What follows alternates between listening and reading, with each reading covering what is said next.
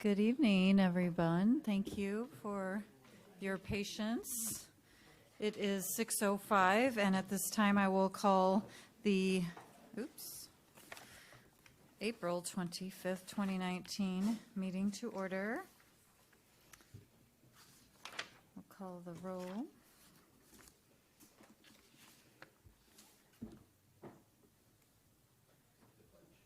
Oh, pledge, sorry. Yes. If Commissioner DeCiccio will lead us in the pledge, please.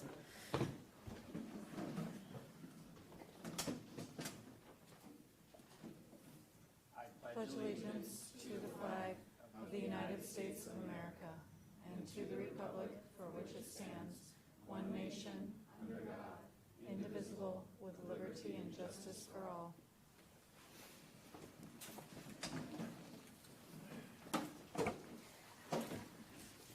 Item 3, roll call. Chair McNabb. Here. Commissioner DeCiccio. Here. Commissioner Erickson. Here. Commissioner Fay.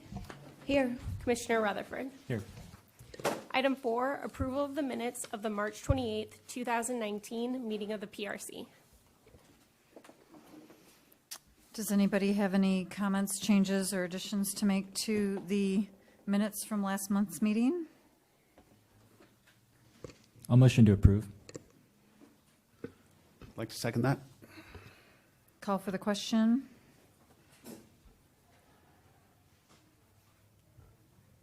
Motion carried 5-0. Item 5, public comment. To ensure fair and equal treatment of all who appear before the Parks, Arts, and Community Services Commission and to expedite city business, speakers will be limited to 3 minutes during public comments. The 3-minute per speaker period time limit may be extended for good cause by the chairperson or a majority vote of the commission. If you'd like to make a public comment at this time, please come forward, state your name and the city of your residence for the record. And I will open public comment at this time. No hot burning issues. Well, that makes it easy. Then we will close public comment. Item 6, commissioner comments. Let's start down with Commissioner Fay. Hello, everyone. I hope you all had a wonderful month. I've had a really exciting month. It was great to go to a number of different events. One was the State of the City that the Chamber of Commerce, Costa Mesa Chamber of Commerce hosted at Segerstrom Performing Arts Center. It was really an honor to celebrate a number of our businesses in the community, Barley Forge, Hurley, and hear about really the vision from the mayor for the city going forward. Definitely would say check out those events in the future if you haven't. Also was at the closing ceremony for the Wall That Heals, and I think I've got a couple of pictures up on the screen there from it. For those of you who missed out, it was I didn't make the opening ceremony, but the closing ceremony was very moving. It's a 50% replica of the Vietnam Wall That Heals, and it was really an honor to be there among many veterans and family members and in our community. I love that we got to host something like that in Balearic Park. Really amazing job to staff on everything that you did on that. And then I've got a couple of other just kind of creative ideas in a couple of photos I wanted to share. There is a park, you can flip to the next one. This is just a park, as we're looking at our plans for the parks for the future, this is a park that is down in the central city of San Diego. It is a cheap pop-up park that I have visited now in 2 locations because they moved it. It's called Courtyard. If you're down there, take a look at it, and it moves depending on what open corner there is in the community. But it's made up of just a couple of different shipping containers. They turn those into pop-up stores. One of them is kind of a restaurant bar, a little pop-up temporary stage for outdoor concerts. They have some picnic tables, and then they have a little tiny dog park off to the edge of the green. So if you flick to the next one, you'll be able to see the little, here's some of the outdoor kind of mixed use opportunities. As we're thinking about our parks, something that I'm really passionate about is public-private partnership. I know as a city, we don't have the funds to do everything that we want to do, but I would love to see us partner with some of those great businesses in our community that we were just celebrating at the State of a City to build some public-private partnerships around activating our parks and getting more people out there eating and having coffee and walking their dogs. The next slide. This is when the park was in another location, and was just packed most of the time. Really easy to activate through programming. Next one. That's just the corner of it in its new location. And the next one, I think we might get to see the little pups. This was my photo that I took. It had just hit dark, and would you believe it, packed with dogs in this little kind of corner park in the middle of the city. And I know that we've got a great dog park down the street by my house, by T. Winkle Park, but I think that there's a lot of other areas of the city, like West Side, that I would love to see little dog parks and areas pop up that can bring our community together. So thank you. Great. Commissioner Erickson? Thank you. Just a couple of things. First off, this Saturday, beginning at 7:30 a.m., a bicycle ride's leaving from Vanguard University near City Hall. It's the tour of OC. There's a 25-mile ride as well as a metric century, which is around 62 miles, I believe. And it's been going for 25 years. The organization fundraises and supports children who have been abused and neglected, and fundraises to get them all to a summer camp. So noble cause, should be an awesome bike ride. I'm going to do the 25-miler, so come see me. We'll talk as we ride, and it just should be a really awesome event. I encourage anyone just to go check it out. Even if you don't want to ride, just go to Vanguard and see all these happy people getting out on bikes and fundraising for a good cause. That happens every April here in Costa Mesa. Two other things, kind of on the sports in the parks vein. Summer for your kids, you're looking for something for them to do, be active, get off the couch, get away from the screen. The Happy Feet Running Club is taking place from June 12th to August 4th. There's practices at Balearic as well as Fairview Park, so twice a week there's practices. And registration concludes on June 5th. So get out, have a look at it, and the idea is you get kids interested in running. It's a lifelong sport. It's a great way to be active. And then they'll participate in the OC Fair 5K Fun Run, which is in the summer. So awesome opportunity for you and your kids. Come out to the park and run around with your kids and get some training in. And then June the 7th, which is coming up, there's a Kites and Bites, I'm sorry, no bikes at this event, but you could ride there. Kites and Bites, so you go to Lions Park and get a bite of dinner, and then you get to make a kite. Really, really awesome opportunity. I just flew a kite, as we often do at Fairview Park last weekend. Great place for it. This happens to be at Lions Park, and it's an evening event, the 7th from 4 to 7:30 p.m. So fun way to get out with your family, make a kite, have some dinner, and have a little fun. That's all I really had. A lot of great stuff happening. Great. Thank you so much. And I will say Happy Earth Day to everyone, or at Earth Week. Monday was the official Earth Day, and I think all the celebrations continue throughout many of the community organizations and park spaces. This Saturday, there is an Earth Day event at the Orange Coast Community College Recycling Center, which is sponsored with the Orange County Sanitation District. They will be giving away two bags of mulch to Sanitation District customers, so you're welcome to join in on that if you live in the city of Costa Mesa. Also, I would like to thank Torelli Realty for another wonderful Excitement event on Saturday. The kids had an amazing day, and it's just such a wonderful tradition in the city, and people really participate so well in that event, and everybody has a great time. So and I thank staff too that was there and working very hard to make it a fun morning for all the residents. Also want to just say that although we thought we might have a little bit sooner of the library opening, we're very excited for it to open next month. So please join us at the grand opening of the new library on the 24th of May. So that's going to be a very big day for the city. Please don't miss. And then also just to make mention that as spring and summer approach, spring is here, summer approaches, just to make sure to wear your sunscreen, put it on your kids, and be safe around the water, as this is the time of year when everybody's getting back into their pools. So that's all I have for this evening, and we'll move on to Commissioner DeCiccio. I just wanted to give an update on a concern that was brought 2 sessions ago about the fish fry at Fairview Park and the proceeds there. Again, we still don't have final word on that. We're still looking into the proceeds and needing to be used from that. But it does say in there it has to be above the maintenance of Fairview Park for us to be using those funds. So we're still looking into that, but it looks like that will not be occurring. But again, our city's looking into that still. And as far as the location of the fish fry, I know that's a concern to some people at Fairview Park.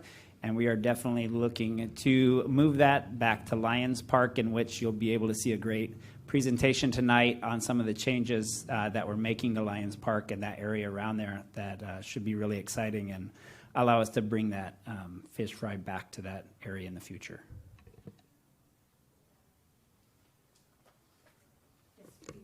Commissioner Rutherford. Good evening, everybody. I just want to quickly bounce off what Liz was saying about Earth Day. It's a great reminder of the fact that we need to protect the environment that we live in, the earth that we inhabit, and live sustainably. We planted some trees on Monday morning with Raja, Jim the arborist. A lot of folks were out there, so that was great to plant some trees, get the community engaged, and I really hope that we can do more of that in future parks, in tree poor areas, get out there, increase the green infrastructure. Thank you.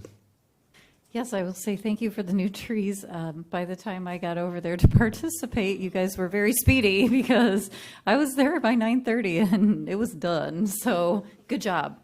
At this time, I will move on to close commissioner comments and move on to consent calendar. Item 7, consent calendar. All matters listed under the consent calendar are considered to be routine and will be enacted in one motion in the form listed below. There will be no separate discussion of these items prior to the time the commission votes on the motion, unless members of the commission, staff, or the public request specific items be removed from the consent calendar. These items will be discussed upon a vote immediately following the commission action on the remainder of the consent calendar. Upon invitation by the chairperson, members of the public who wish to discuss consent calendar items should come forward to the microphone, state your name, the city in which you reside, and the item number. And there's only one item this evening. It is the instructional class proposal. Is there any public comment on the instruction, or any, do we do public? We don't do public comment on consent calendar. So I move to approve the consent calendar. I second. Call for the question. Motion carries 5-0. Presentation items 8A, winter at a glance. Madam Chair, tonight you have Assistant Recreation Coordinator Cecily Renteria and Recreation Coordinator Tracy Habiger, who will be reviewing the winter session programs and services.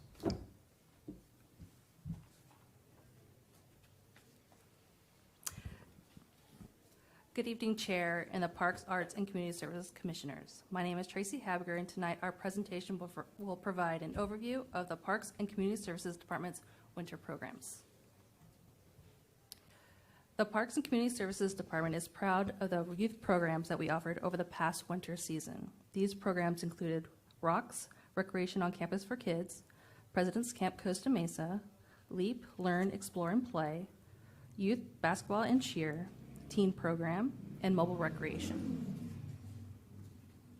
The LEAP program is a fee-based early childhood program for children 3 to 5 years old. Classes are split between 3 and 4-year-olds who meet on Tuesdays and Thursdays, and 4 and 5-year-olds who meet on Mondays, Wednesdays, and Fridays.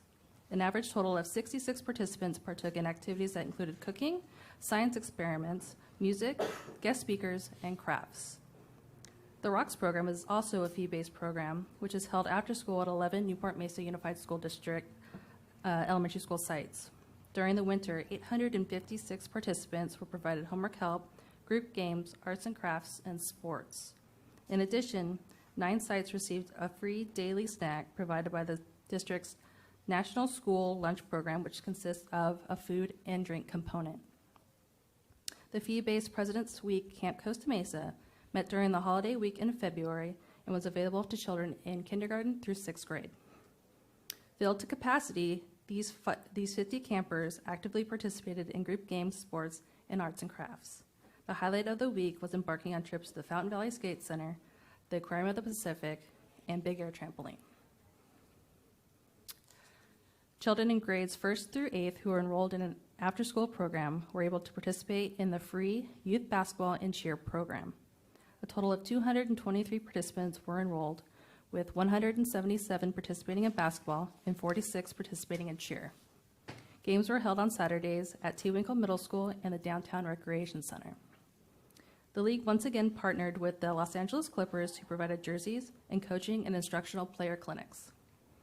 At the conclusion of the season, 3 teams had the opportunity to participate in the Southern California Municipal Athletic Federation tournament that competed against teams from neighboring cities. The mobile recreation program returned to the community 2 years ago and continues to grow in participation. This free program ran Monday through Saturday and visited 5 locations weekly for 3 hours each day.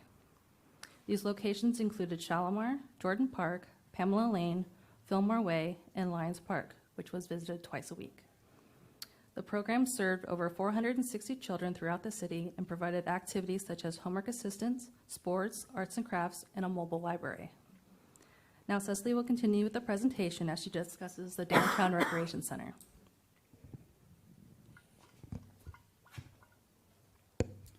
The Downtown Recreation Center, or the DRC, operates for about 13 hours a day during the winter. The facility features a gymnasium, a gymnastics room, multi-purpose room, classroom, and a pool, and houses several of the Parks and Community Services Department's programs. Programming provided at the DRC include youth, teen, adult programming, as well as space for facility rentals. The DRC is home to our teen program and houses one of 3 teen centers. The other 2 are located at T. Winkle Middle School and Costa Mesa Middle School. These centers are open to teens who are in grades 7th through 12th on a drop-in basis. Students from Ensign Intermediate and Newport Harbor High School are provided transportation to the Downtown Recreation Center Teen Center by city staff in a city van. The program currently has 200 registered participants and has an average daily attendance of 64 teens. The teen program includes special events, and this winter season we had a snowball fight, which was one of the teen program's most popular events yet. More than 30 teens participated in this dodgeball event, and Costa Mesa police officers joined in the fun and played several exhibition rounds with the teens. Other programs at the DRC include adult open gym basketball, futsal, pickleball, and volleyball, youth open gym basketball, and the Adult Basketball League. This winter, the youth and adult gym programs had a combined attendance of 2,100 participants. An Adult Basketball League reached capacity of 9 teams, totaling 140 participants. You'll see the open gym pickleball, volleyball, and basketball pictures. While the contract classes are held throughout the city at the Downtown Recreation Center, the Bleret Community Center, and the Costa Mesa Senior Center, the multipurpose room, gymnastics room, and the classroom at Downtown Recreation Center are home to a few of our contract classes, such as gymnastics and single-day workshops, as well as facility rentals. Rentals include the Child Space program and ongoing and single-use private rentals. Other contract classes not held at city facilities are considered partnerships and are held at the contractors' agencies' locations. For example, West Coast Dance, Orange County Vaulting, and Anaheim Ice at the rinks. This winter, the contract class program offered 222 classes, up from 195 in winter 2018, with a total of 794 participants. New classes included 24 new art, dance, fitness, and enrichment classes for youth, and 3 new fitness classes for teens and adults. Alongside the Downtown Recreation Center is the Downtown Aquatic Center, which offers 2 programs during the winter. These programs are Adult Lap Swim and Junior Guard Prep. Adult Lap Swim provided 4 swimming lanes in our heated pool Monday through Friday to a total of 249 swimmers. There were 2 swim sessions offered, once in the morning and also in the afternoon. Swimmers were provided workout equipment such as kickboards, fins, and pool buoys to enhance their lap swim experience. Junior Guard Prep is tailored for swimmers ages 9 to 15 looking to meet the physical fitness requirements of junior lifeguard programs of Newport Beach and Huntington Beach for the upcoming summer. A total of 20 swimmers worked on building their overall swimming endurance, speed, and treading water through drills and instruction.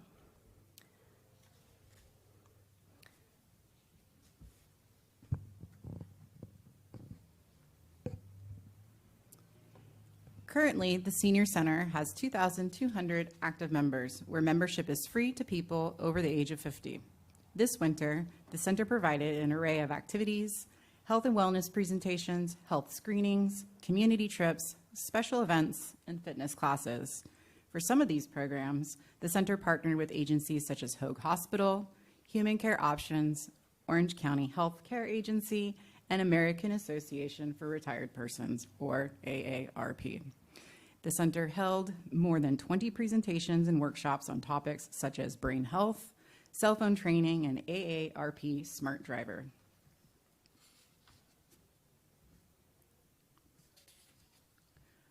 One of the highlights for the Senior Center membership are its special events. This December, we held the annual Breakfast with Santa, and 150 seniors were served breakfast by staff from the fire, police, and parks and community services departments. Santa even made a special guest appearance for photo opportunities to spread the holiday cheer. In March, we held a prom with an Evening in Paris theme. 97 participants enjoyed the music of a 3-piece jazz ensemble, dancing, and a lovely dinner. Staff learned that for many of these folks, it was their first prom because they had never been able to attend because many of them had been at war. Some guests even took pieces of the decor home to commemorate the event. The Senior Center is also known for its access to resources and the programs that promote them.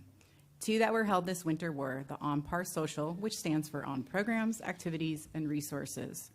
This was the center's 3rd social since its inauguration in 2018 and was attended by more than 50 participants who enjoyed volunteer classes and a presentation about Senior Center resources. The center also hosted its 5th annual Knowledge and Health Fair, where more than 350 seniors received resources on various health screenings.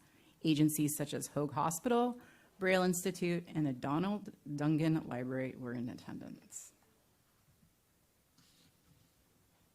2 other popular programs the Senior Center provided this winter are the Travel and Community Trips programs. Participants ventured overnight to Laughlin and took 2 daytime visits to Paola Indian and Harrah's Casino. The Community Trips program visited the Irvine Museum collection, where participants were led on a tour by docents. And a second trip was to Segerstrom Concert Hall for a Pacific Symphony Wind and Youth Ensemble concert. Both community trips were filled to capacity.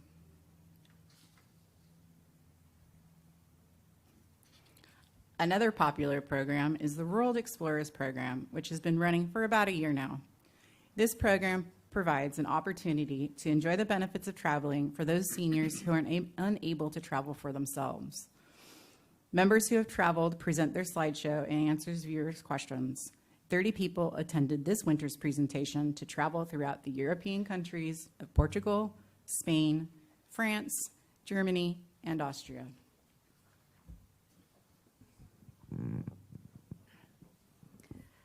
The Animal Care Services successfully completed a full year of service with Newport Center Animal Hospital as the city's contracted animal shelter and Price's Pet Rescue as the animal adoption services provider. We are proud to announce that City Council recently approved the long-term contract extensions for both vendors.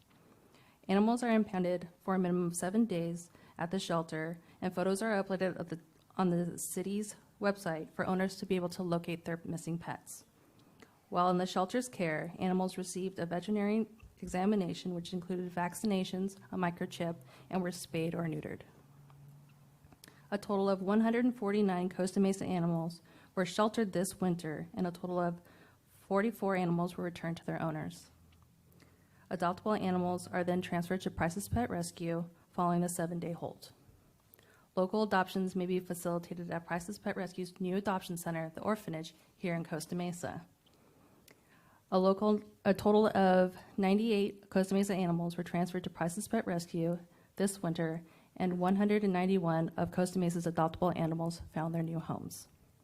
In addition, Animal Care Services was also busy hosting events such as pet supplies donation drives, pet adoption events, volunteer and foster orientations, and the grand opening of Price's Pets Adoption Center. The Bark Park is a large area where the public can take their dogs to exercise and socialize in an off-leash setting. The park is divided into 2 separate areas for small and large dogs. The park is so popular among Costa Mesa residents and visitors from neighboring cities that as a result, the Bark Park was voted as one of the top 3 dog parks in Orange County through the Best of OC magazine. Another popular park, Fairview Park, had an eventful winter with the increase of rainfall, which had its effects on the park and its wildlife. More than 25 participants partook in a vernal pool walk in the rain to receive a lecture on the importance of the vernal pools in Fairview Park. In addition, 3 burrowing owls were banded by biologists from Endemic Environmental Services and Bloom Biological Inc. in an effort to track the seasonal patterns. And due to the excessive rain, emergency restoration of the bluffs occurred from late February to mid-March to prevent water drainage from going over the sides of the bluffs and increasing the erosion. And now Cecily will conclude our presentation with community gardens.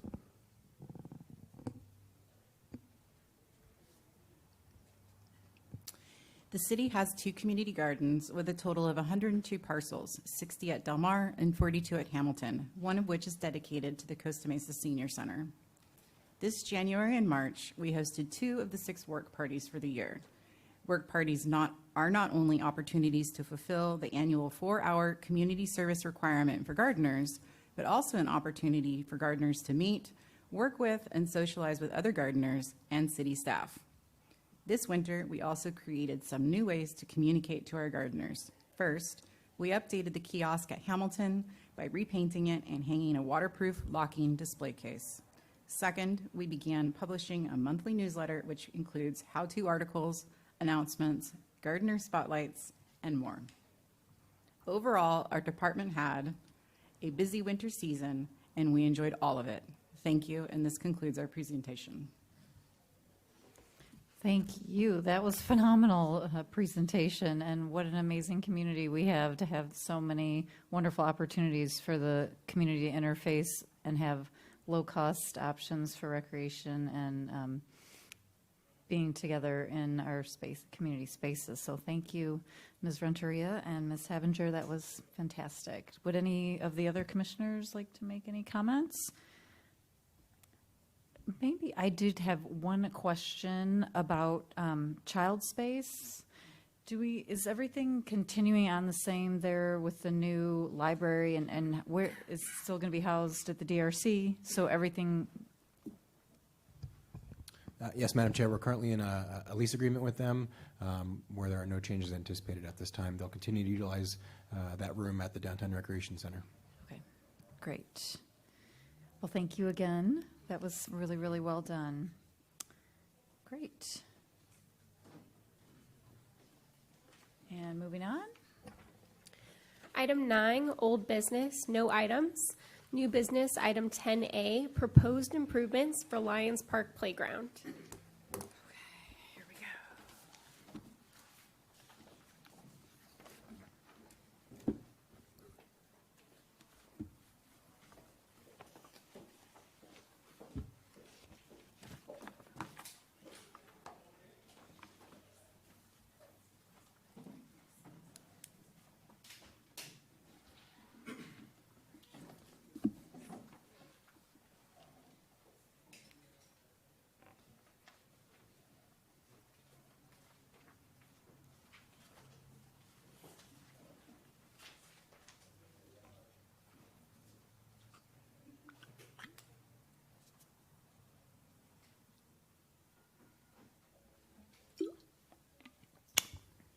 Welcome. Thank you, thank you. Good evening. My name is Arash Rahimi, and I'm a senior engineer with the City of Costa Mesa Public Services Department. I have with me tonight Gary Vasquez, our design consultant from David Volz Design. David Volz Design specializes in landscape architecture and park planning. Tonight, we are very excited to present to you our proposed improvements for the Lions Park Playground. The playground is located in Westside Costa Mesa, bounded by 18th Street to the south, Park Avenue to the east, Luke Davis Field to the west, and the new Donald Dungan Library and 19th Street to the north. Our presentation will further identify the project limits for you. We began preliminary design of the improvements several months ago and have held multiple community meetings to receive input from residents and business owners. Meetings were held in January and March at different locations in an effort to accommodate as many members of the public as possible. We received many valuable questions, comments, and suggestions through our process. We also established an online survey for both children and adults to receive additional input on preferred play equipment and playground features. Printouts of the survey were also provided to the city's After School Rocks program. As a result of these outreach efforts, we received over 460 responses to the survey, providing great feedback. Given these results, feedback from the community meetings, the site geometry, and our city council approved budget, I will let Gary present to you our proposed plan.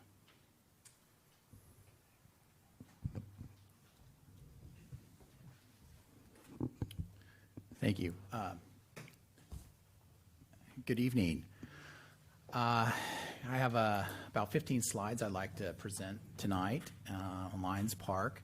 My name is Gary Vasquez. I'm with David Volz Design, landscape architect, as Arash has mentioned. We've been working on this project for a couple months now, and I've had the pleasure of working with staff and the community.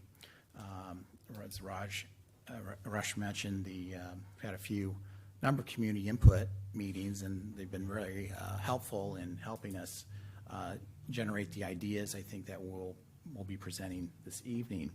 The first slide here is of a model that we generated early in the design process of the intersection of 18th Street and Park. It's kind of an important little corner that we think, and we wanted to, again, introduce people even driving north on the Newport Boulevard.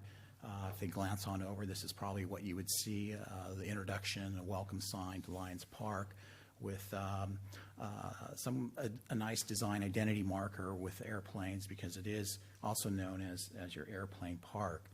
I'm going to kind of focus on the landscape as well as the play pieces, but I wanted just in general to cover, give you a general over idea of kind of how we got to where we're at, and some of the background of the layout of the plant material, as well as the selection of some of the play components. The park itself is approximately a little over an acre, not too much, 1.2 is what we are estimating. So it's a pretty small little area.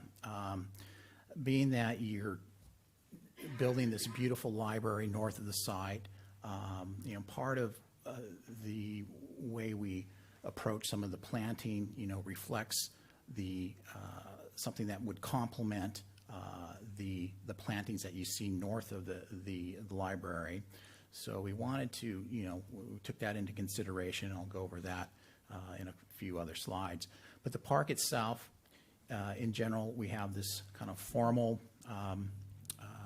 from the street frontage anyway, a formal planting of various trees, the Australian willow trees and some of the forest pansy trees. But we wanted to kind of create this nice green buffer, if you will, between the street and the park. And as you enter the park, we have more of this kind of nice soft green core. We have tried to create this expansive kind of green area where kids can come and sit and play. We'd like to play around with some more ideas in terms of contour grading, and maybe rather than have just a flat green space there, maybe create some interesting mounding, things like that.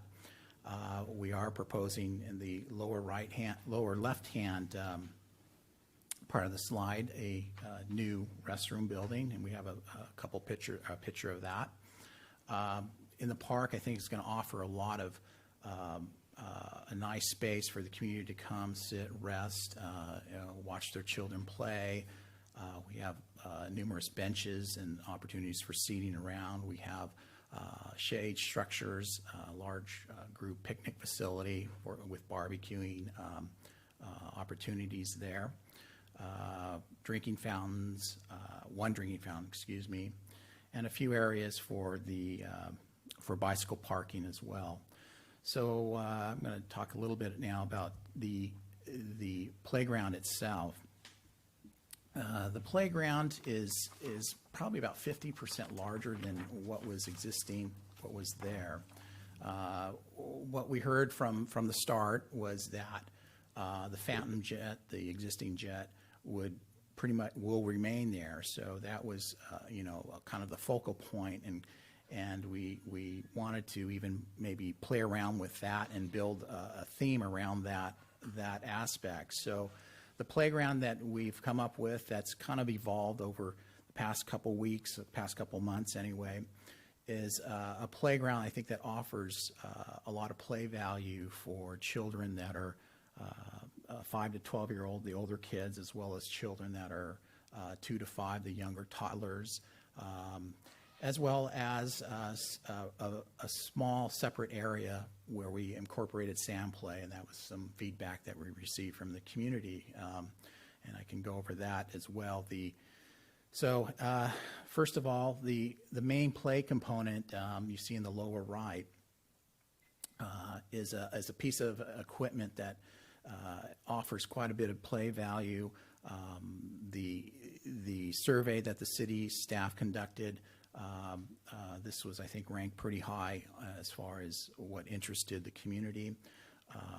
A zip line was very high in the rankings, and this piece of play equipment here actually incorporates a zip line feature, or a zip swing is what they say, that round rail feature. You can kids can climb up on that ramp and then get in the seat and kind of zip around in a seat around this rail. So in selecting this, which was kind of nice for us, it kind of allowed us to get a lot of play value in this little space here. So you see the main piece of play equipment and the jet, the Phantom jet as well.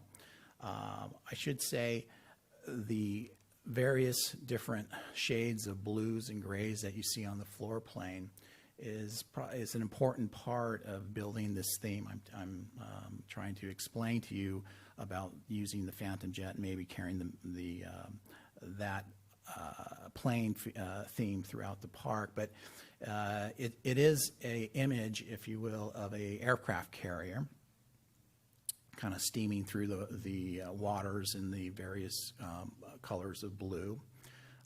So that's, and it's all, we've anticipated that it would be rubber. Again, this total play area is about 13,000 square feet. So pretty, but it's grown in size from its original size. The upper right is a play feature called a global motion. It's actually as you can see, a sphere, if you will, that spins around, and it can accommodate quite a number of kids that climb on it, and they just spin around. It's kind of replaced what we had at one time, the old carousels that no longer are allowed. But kids love them. And again, these are play pieces that once we received the survey back from the city, we started to work these elements into the playground itself, and that's kind of how this playground has evolved to where it's at today. Swings were very important as part of the design, and so you see we'll probably have a couple standard swings for the older kids. And this area I'm talking about is primarily focused on providing play space for the older kids, 5 to 12-year-old kids, and we'll have plenty of seating. We have a planter that kind of separates where you see the planter there, that separates the older kids' play area from the younger kids' play area, it's always kind of nice to try to create a little bit of separation between the different age groups. So the next slide is the play space that we see for the younger kids, the 2 to 5-year-old kids. Again, these are play features, play elements that were ranked fairly high in the city survey. The upper right would be kind of the primary play piece for the younger kids. Again, has multiple slides, climbers, poles they can slide down on, things that are not too challenging for the younger kids. What the lower left I should want to point out is a kind of a new swing that's fairly new out on the market. It's this particular one's called the Friendship Swing, and it's a type of swing where you can actually have multiple people sitting face to face, swinging back and forth. So you can have, again, an older parent, in this case, an older parent, a young child, and another child on the other side. So it's a pretty, I think, nice piece of play equipment that kind of gets more than one person swinging back and forth. Again, we were looking for play pieces that would, again, build upon the airplane theme. Spaceship Columbia may not be airplane, but it's kind of in that same ballpark. Going back to, oops, I'm sorry, I think I went the wrong way. So a couple pieces here that were the community seemed to be interested in. The upper right-hand side of the slide is the I think they call it the helio player. It's like a helicopter. So it has a little slide, a little ladder. Again, a play feature that kind of builds upon the airplane type, aerospace type theme. Down below is a seesaw. You don't see a lot of seesaws in parks, in too many parks that I've seen. This particular one seemed to be, a lot of kids seem to be interested in this, being that it can accommodate 4+ kids, if you will, with 2 kids on each side going back and forth. And then in the middle, it's they have a little design where kids can kind of sit in the middle and interact with the kids on the far end. The lower left is actually a precast sandcastle that we thought we could incorporate into the sand play area. The sand play area is on the lower left of the graphic, and it's just sand. We're thinking about, again, of incorporating something like this to kind of inspire maybe some kids playing in the sand. The sand play area, I should also say, is a space where we've designed kind of some lower seat walls where you would have entry and access into that space from one point. So it helps parents to kind of watch their kids. And of course, if you have little ones, it's always nice to be able to actually control those entry points for your kids. And it's just easier, I think, for parents to monitor. Okay. Oops. I'll get this right here. The new restroom building that we're proposing is, if you remember, it's kind of in the lower right, closer to 18th Street. It's a small little 3-room restroom, 2 unisex restrooms with 1 ADA, larger room for ADA-assisted restroom. The structure itself is probably about a 275 square foot restroom structure, but we'd like to design the roof itself as more of about a 7 square foot, so it kind of cantilevers out, and underneath this roof would be a separate table for sinks, so you'd be able to, wash your hands, we'd have a separate sink outside, so you'd be able to wash your hands outside. So that's just a simple description, I guess, of this restroom. We'll have some glass block, and this is just an early concept that we've presented to the city. Sorry. Is that the right slide? Mm-hmm. Oh, yeah. Right. Yeah, see the restroom, lower left there.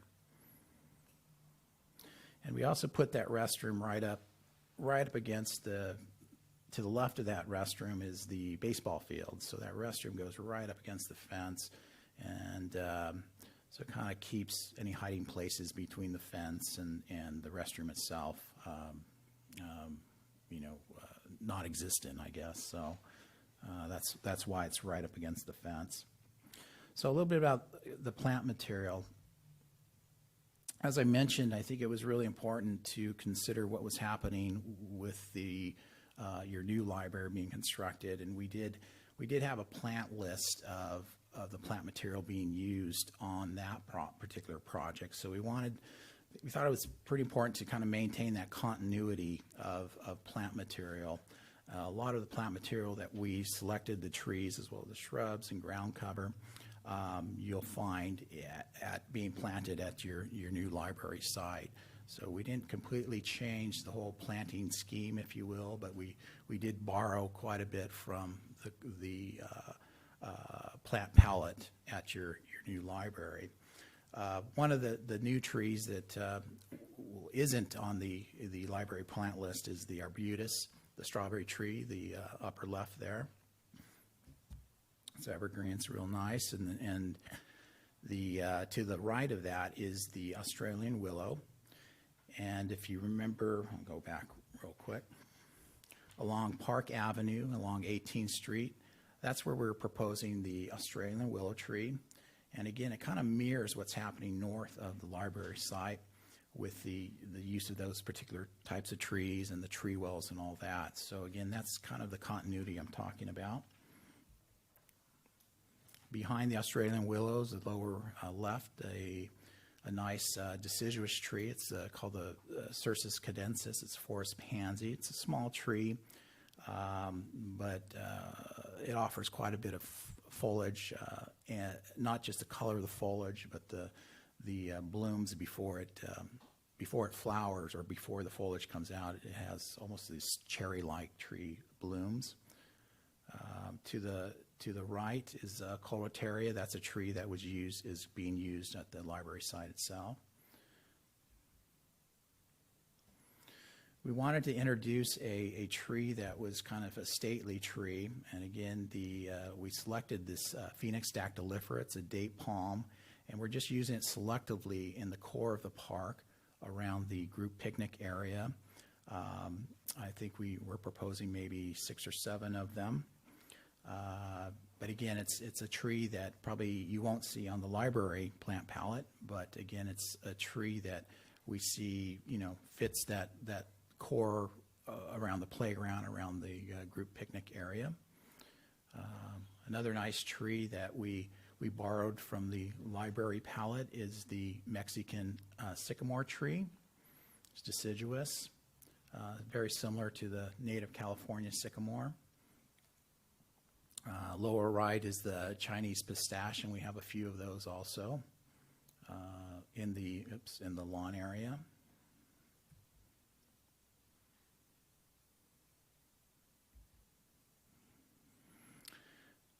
You'll see a few oak trees in this design. A lot of these trees are drought tolerant.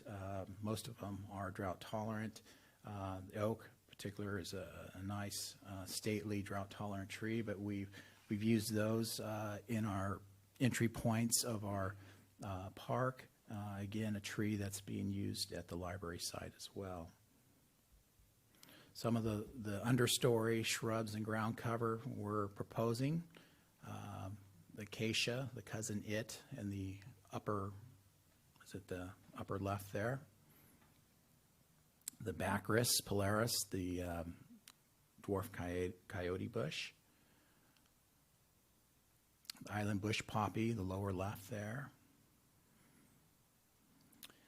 And a plant that's not being used, but I think in the library plant palette you'll have they're using quite a few of the olive trees, the Swan Hill trees.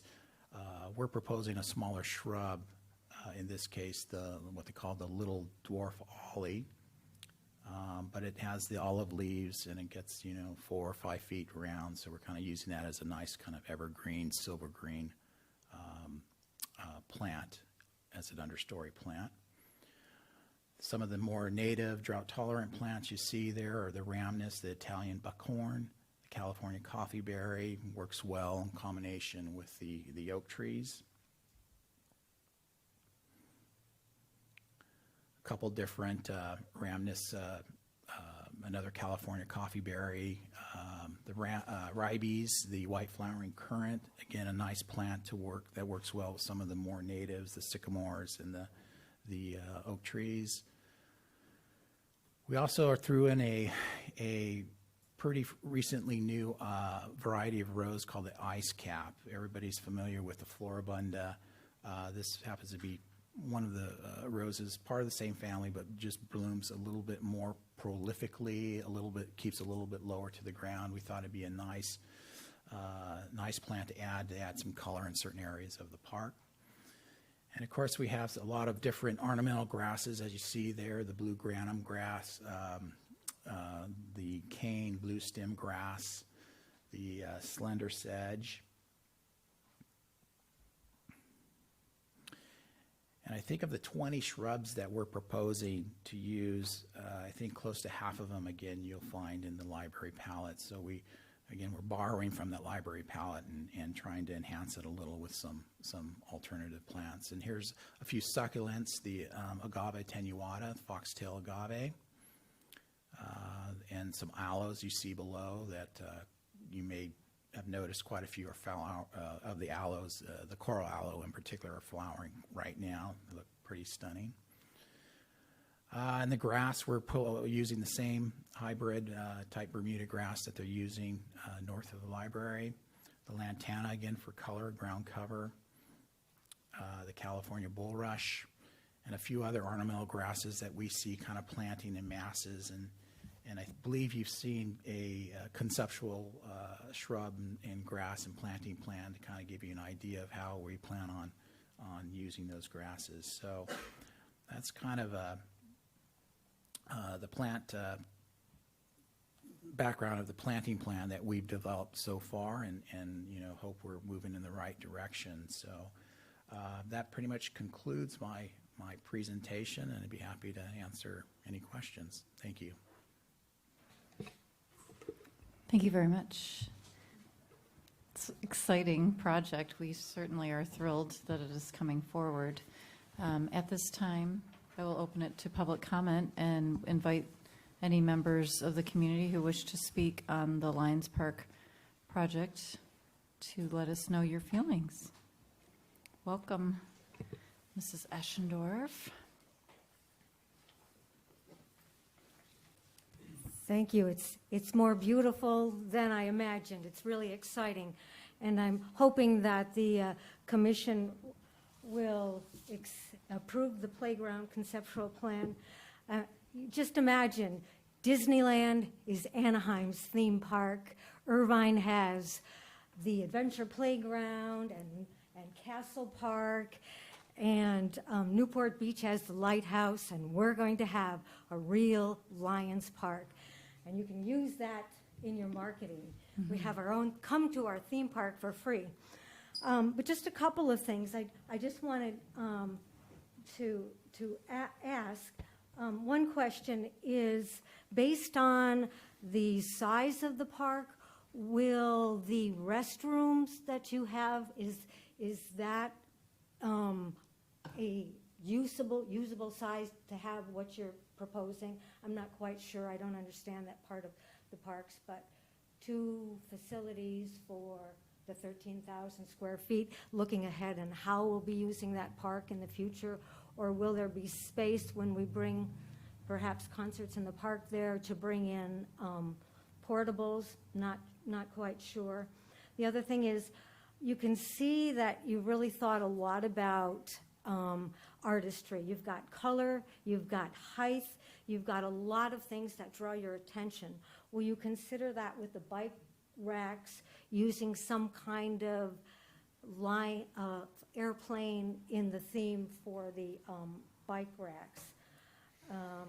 Just want to give my support and think that this is a great project, and hope you move forward. Thank you. Thank you very much. Excellent suggestions. Can you mention or explain to us how you determined to have 3 restroom facilities for this size park? Sure. Given the park area that we have there, 3 restroom facilities in addition to the 2 restroom facilities that will be inside the library and accessible during business hours for the library, as well as when we have concerts in the park and things like that. Our facilities team will be operating the restrooms within the library, as well as bringing in additional portable restrooms as necessary. Okay, and Mr. Martin? Yes, I'll also add, once the campus is complete, the Downtown Recreation Center has restrooms. Luke Davis Field has restrooms. The Aquatic Center also has restrooms. So there will be actually a very large amount of restrooms on the campus once it's all complete. Thank you. Okay, any other further public comments? Seeing none, I will close public comments and open it to commissioner comments, and it looks like Mr. Erickson would like to make some remarks. Okay, thank you, Madam Chair. No, I was just going to chime in on the restrooms first. I thought the design of putting the sinks outside is ingenious. I think a lot of us go to the park and maybe we don't need to use the restroom, but at the end of the day, we need to wash our hands. So you essentially, double the capacity of the restroom purpose by putting those sinks outside. There's other practical reasons for them to be there, but if all I need to do is wash my hands, I don't have to wait for a bathroom stall. So great design there. I saw some of the playground amenities that you've recommended in practice a few weeks ago. We were up in Shell Beach, between Pismo Beach and Avila Beach, Central Coast, and they had the Friend Swing as well as that globe. And the kids absolutely loved them. And that globe's good exercise for the adults too, because you have to really push to get it spinning. I can attest that those are great amenities. Also, the seesaw. There's kind of a seesaw at Vista, and I've observed. Vista Park in Costa Mesa, and I've observed that generally more than 2 kids want to play on it at one time, and they get really creative. So this friend seesaw thing, where 5 or maybe 6 kids can play at one time, was a great move. The sycamore, I couldn't see, moving to the trees, I couldn't see the picture super well, but were they producing those really spiny, nasty, barefoot ball seedling things that fall down and hurt your foot? Is that what those are on the right? That's what those are. Darn. I believe it does produce these catkins, if you will, these balls. It is, again, a tree. The Mexican is being used north of the library, which is, why one of the main reasons we selected this one. If that is an issue, there are some alternatives that have that sycamore type feel and character. Yeah. The acerfolia is one, and there's a couple different other varieties I think we could consider. Yeah, I can just speak from experience here that we've had people come to us asking trees be removed because of those thingies falling on their front lawn and complicating things. So I love the design. I love the plant palette. This was the only thing that kind of stood out as a potential area for rethought or improvement. That's all I had. Thanks again. Thank you. Yeah. And Commissioner DeCicci?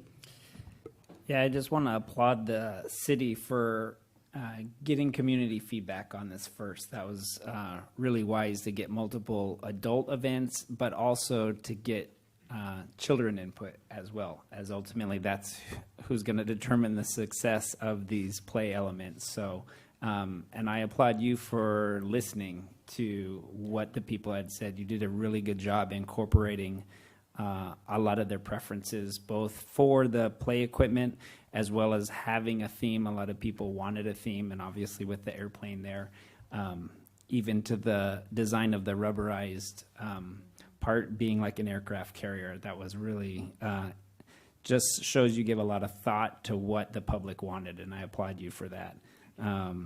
It's really well done. The only public comments that I did not see incorporated in here as much were talking about shade. So the shade came up in multiple areas. They didn't specifically say what they meant by shade. Was it shade by trees? Was it artificial shade? Was it partial shade, as in a cloth covering the play areas? Is it more shade for the parents when they're sitting and watching the kids? So if you could just speak to the aspect of the shade elements that you did put in, and then if there's any opportunities to add more shade to the current design. Sure, love to.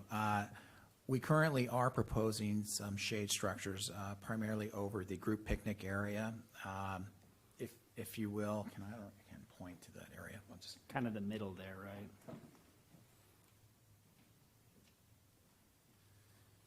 This is the group picnic area, so we are having a kind of a picnic pavilion, a large picnic pavilion where we can get tables underneath that, as well as a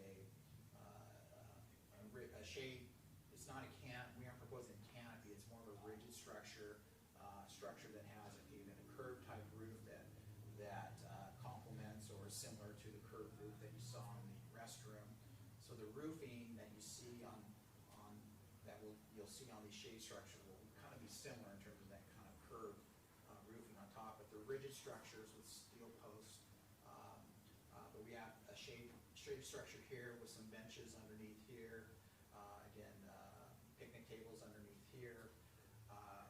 In some earlier concepts, we had a lot more shade structures, but we're trying to juggle budget now and work within those constraints. So we had to maybe back off on some of the rigid shade structures, but we're trying to work in shade in the playground. You see here is actually a tree planter that's worked into the floor plane of the play surface here, where we can possibly get some shade trees. And I think there's more opportunity as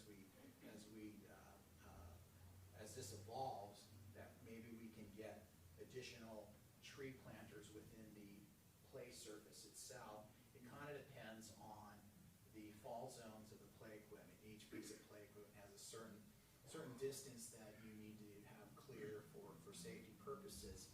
So we can again try to probably do this method of providing shade within the playground itself.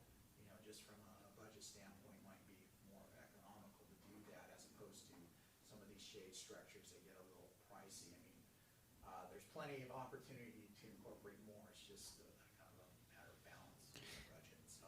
Is it the rigid shade elements that are the expensive ones? Are the cloth ones as expensive? The rigid ones tend to be maybe a little bit more, but it's pretty close with the shade sail cloths with the stretch fabric. It's about $75 a square foot. For the rigid, we usually budget close to maybe between 80 and 100. So it's not a big difference actually. Okay. And then the last public comment that they had made, and I didn't see incorporated in here, and could be budgetary reasons, was a splash pad. I saw that multiple people giving feedback of a splash pad in this park. Could you speak to the decision-making process with that? Well, I think that primarily boiled down to budget. With splash pads nowadays, you're probably looking at least $500,000 because you're talking a lot of equipment with pumps and collector tanks and things like that. So you got to recycle the water, and $500,000, $300,000 of a $500,000 splash pad is probably just your equipment. So I think in this case, it just didn't seem like it was a feasible. Right. I figured that. I just knew that was something they wanted, and maybe something we can incorporate in future parks. But really well done. Good job. Commissioner Fay? Yes, thank you, Madam Chair. Well done, guys. This was great. It was wonderful to go to the community outreach meetings and see the feedback from the community, the presentation from staff, the presentation from our consultants. My 4.5-year-old niece took this survey with me, and she particularly picked out, and it was surprising actually, my opinion was very different than hers on these playground things. So great work. I love how you incorporated children into the survey. A couple of things that I would love, perhaps staff can speak to this, is I know it's been the common concern of the community is this going to be safe? What's the lighting going to look like? Who's going to be here? I know we have a brilliant bridge shelter that has just opened up, and our streets have already been cleaned up quite a lot. But is there anything else that staff could perhaps add to that in terms, or you in terms of the lighting and the safety and security of the park? Sure, yes, we will have safety lighting throughout the park. The park hours will be during daylight hours, so the park will be restricted at nighttime. We do have 24-hour, 7-day-a-week security at the entire Lions Park campus, which will include the playground area. And with our new anti-camping laws, we can now enforce more safety procedures in the park. Okay, great. Thank you for that. Hopefully that's helpful for everyone.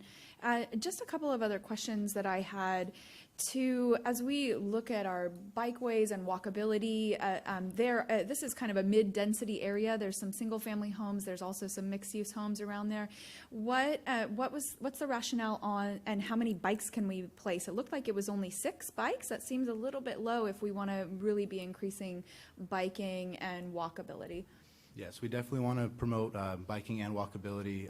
This is a conceptual plan, so details like that, as well as potential locations for dog waste pickup bags, things of that nature, bike racks, those will be incorporated more and more as the design develops. And as the resident did make a comment that we are looking at themed bike racks as well. Okay, great, wonderful, that's exciting. And then I guess that would probably also include details such as making sure that the water fountains can fill up water bottles and you don't have to just bend down to get them. All of that will come later? Exactly, yeah, we already Okay. have started talking about tri-level water fountain for adults, children, as well as pets. Great, great. And then one of the questions that I had earlier was around kind of the programming of this space, and I know that there's some plans on that, but is that something that staff could speak to? I think definitely in my experience, as many have talked about, when we bring people into a park, that's when it becomes a much more safe place. So can you speak to long-term programming on how this is going to be activated over time? Sure, I know Justin can best answer that, but I know the picnic shelters we're looking at programming and other areas on the lawn. Absolutely. I think one thing that's important to remember is that the library opens up right to this park from the Children's Library.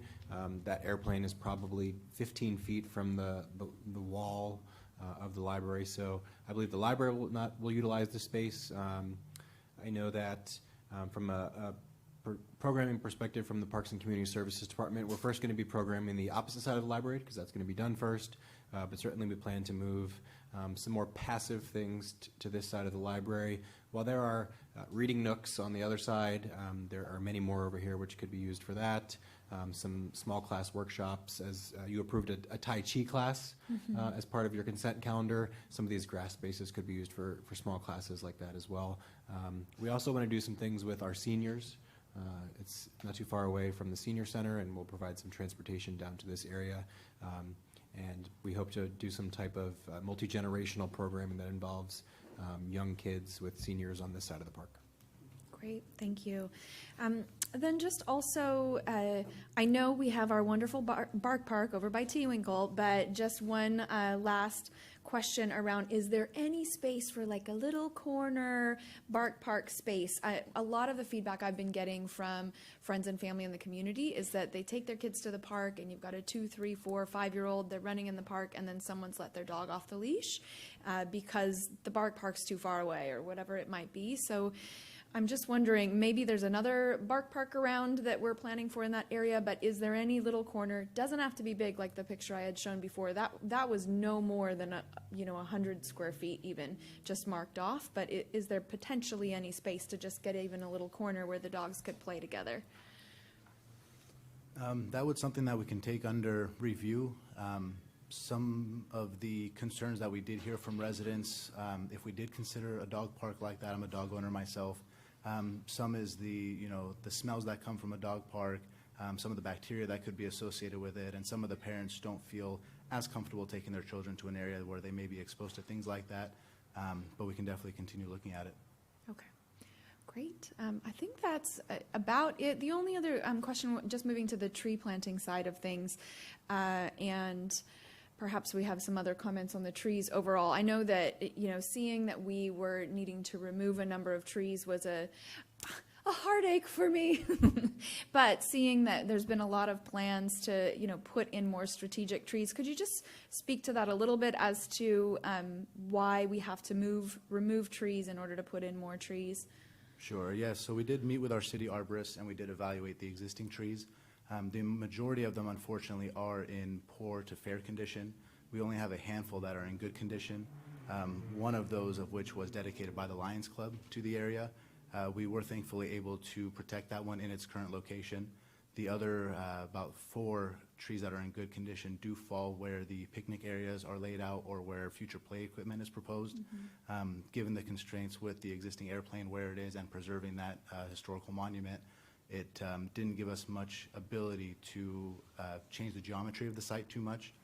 So we had to work with the location of the current trees, and in order to get the most out of the current square footage of that park, we did need to unfortunately remove almost all the trees, but the majority of them are not either healthy, or the city arborist has deemed that long-term maintenance and investment in those trees would not be the best option. It would be to provide new trees that are more suitable for that area, that have more character in line with the new outlook on the area.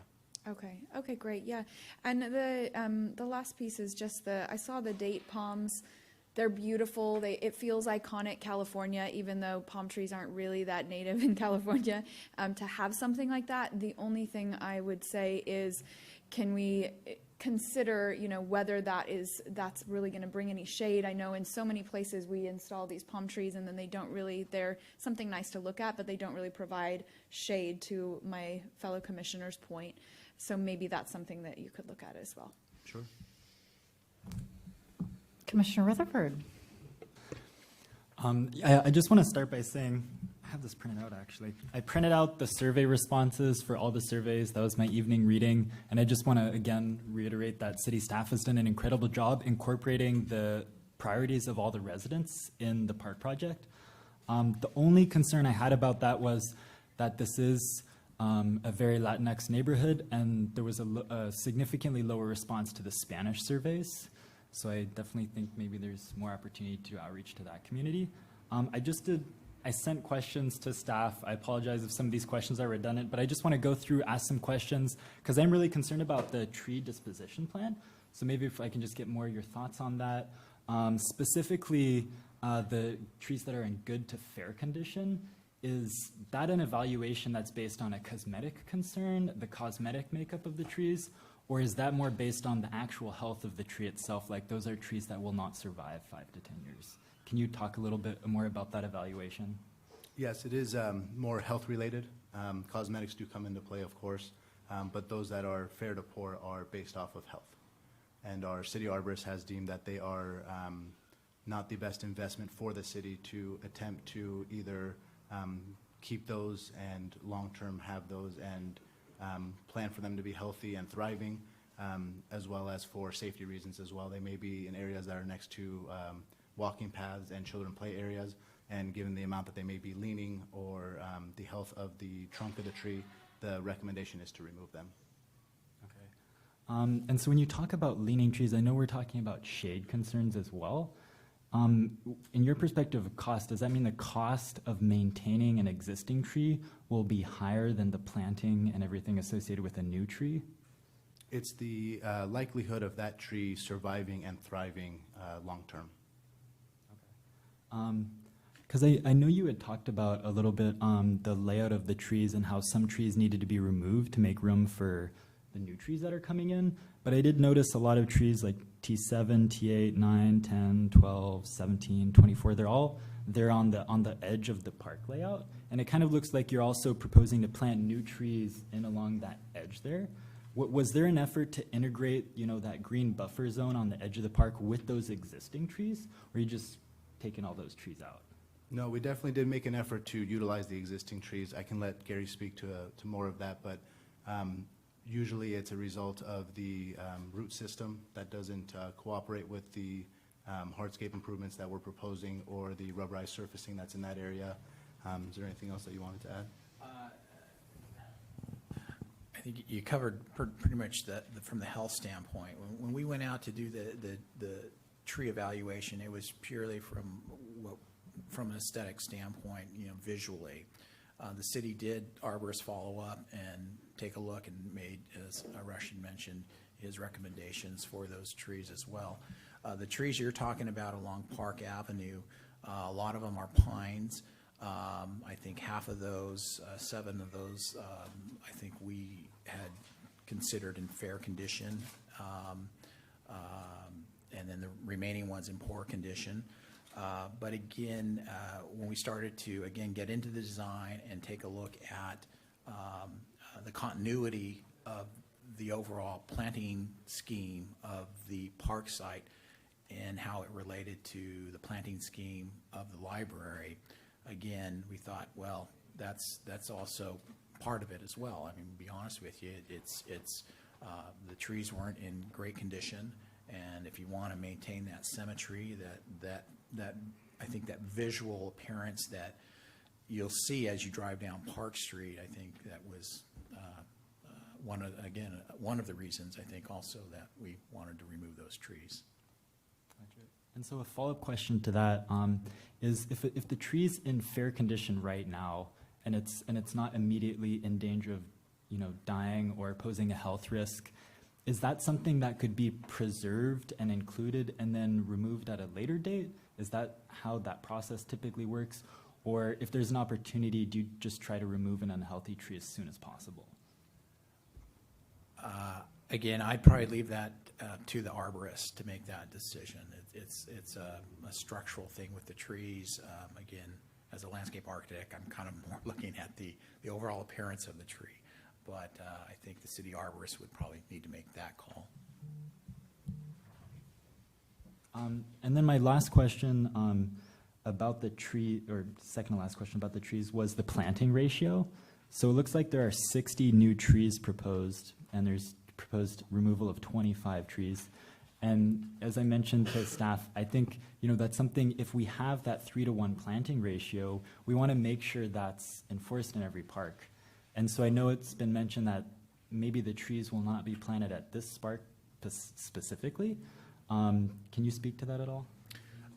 When we initially generated that tree planting concept, to be honest with you, we weren't aware of the city's replacement ratio of trees.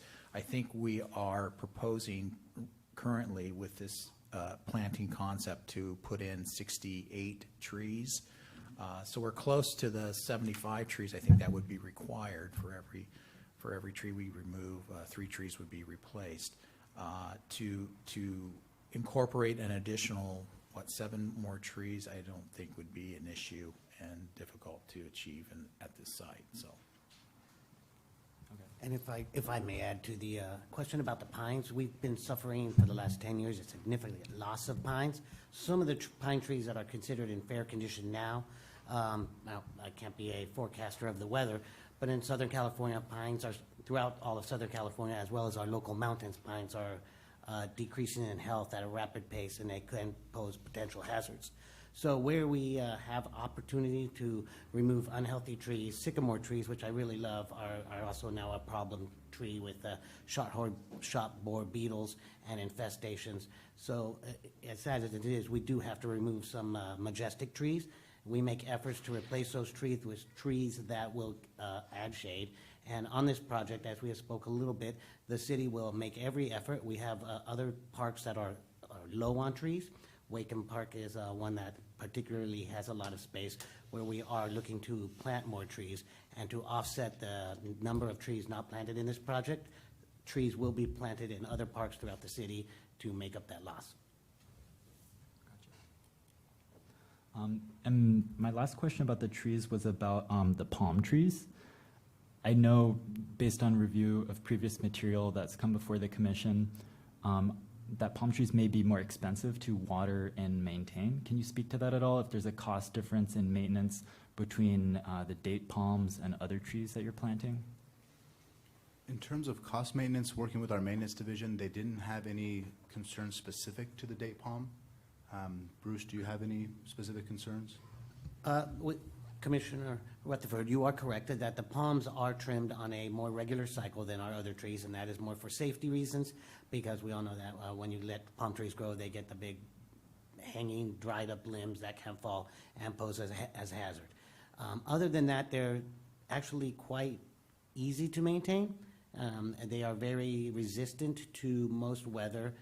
They do require a little bit more water, but they are not added to a special watering cycle.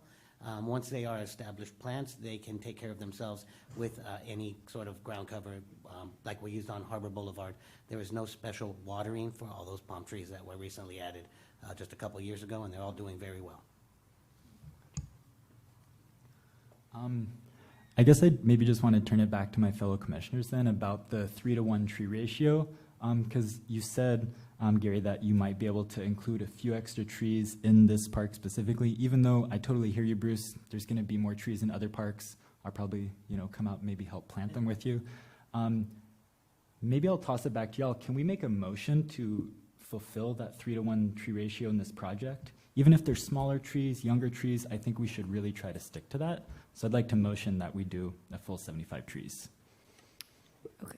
Mr. Martin? I was just going to say, Madam Chair, why don't we go through the rest of the commissioners before we go through the motions? Okay. Because I did have there might be additional comments related to that specific piece of information. Right. And anything else, Mr. Rutherford? Oh, I was just going to ask, what are the park hours? You said it wasn't going to be open all the time. What are the hours going to be? This park will be a dawn to dusk park, as most of our parks are, unless they're a specialty use facility. So it'll vary throughout the year with daylight savings time, but dawn to dusk. Well, thank you very much. That was a very helpful presentation, and really thrilled that we're going to get this project moving forward. I think that everybody in the city is, excuse me, Sorry, Madam. Mr. Seth Marin, please. Sometimes on the 3-to-1 ratio, one option could be to encourage that we reach that, not to mandate that we get to that 75. So we'll try to do our best to get to that 75 trees, but if the space planning doesn't make it work, so that's something that we have to work through the landscape plan to see what we can do. Thank you. So I think people are pretty happy with the playground equipment, and everything looks really good there. I think we just want to make sure that we're doing as well as we can with the plant palette. And I did speak with a friend of mine that is kind of more of a plant expert, and she suggested that we swap the island poppy for California poppy, as it's a mainland species. And then also suggested that we add Cleveland sage or toyin to increase native species, because we're looking hopefully to have more California native species. And then also swap one of the non-native grasses for blue fescue was another suggestion. And then also, as far as the date bulb is concerned, as much as we all, I think, really like to, the aesthetic look of the palm trees, I would far prefer something that provides more shade for the community. I think that in the long run, on the really hot days, when it's the dog days of summer, when people really need shade, when you see like two kids sitting in the palm frond shade of a palm, it really, you're thinking, why can't we have more shade? So as much as we like the aesthetics, I think it would be beneficial to use an alternative tree there and add as much shade in the canopy as we can. As natural infrastructure, I think will be better than the hardscape infrastructure or the cloth shade panels. So that would be my request, is in all decisions in regards to trees to include as large a canopy for shade as possible. So those are the only comments that I have. So I think unless there's anything else, now we will need to move on to the item itself.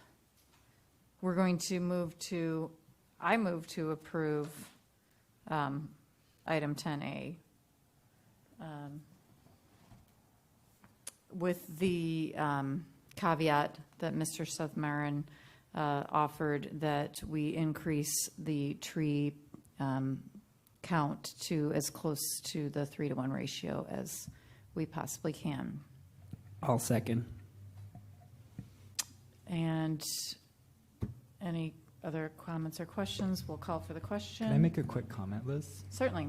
Do you think maybe we could include in a recommendation to the council? I know we had discussed about this, and I played a video last time about getting the community involved in building the project.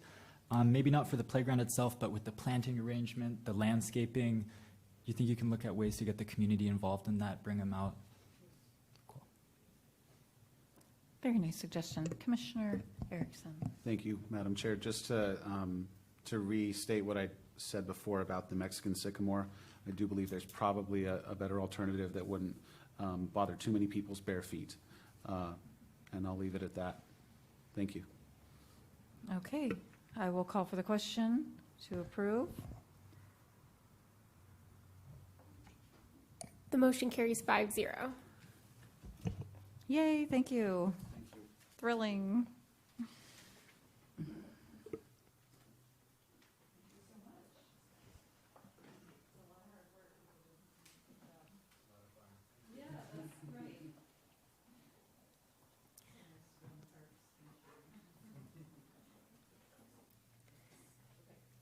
Thank you, and we will continue.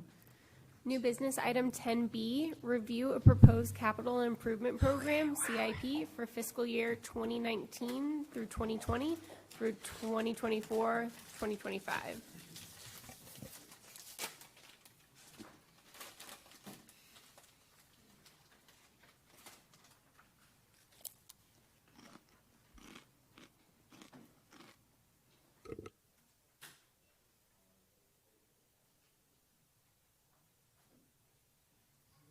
Commissioners, this is for the 2019-20 Capital Improvement Program.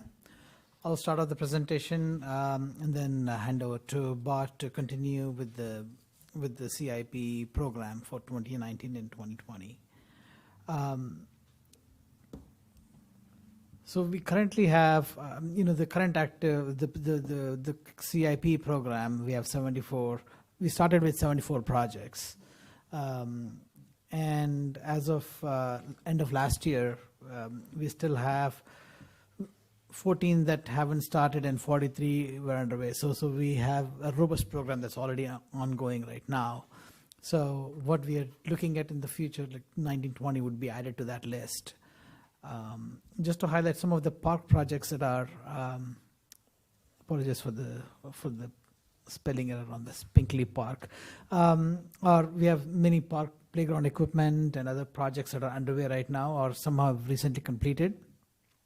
The Pinkley Park playground is being replaced right now. Equipment is being replaced. Davisfield Parkways right outside by 18th and Anaheim is done. We redid that landscaping there. Lions Park Playground, you just saw the design development which you approved. We changed rubberized playground surfacing at 16 parks throughout the city. This was a nice project. And then we did medians on Bristol Street, Harbor, and Red Hill. Actually, Harbor is currently underway. Placentia is completed. That should have been there too. So we have quite a few projects that either were completed or ongoing. One more project that's not on this list is the Jack Hammett. We're doing parking lot improvements as well as landscaping and adding storage elements to that space. Here are some pictures of the projects. You just saw the Lions Park Playground on the right there, and the rubberized surface, which was replaced at 16 parks, as I mentioned. So it shows, we have that here. So quite a few projects are going on right now still.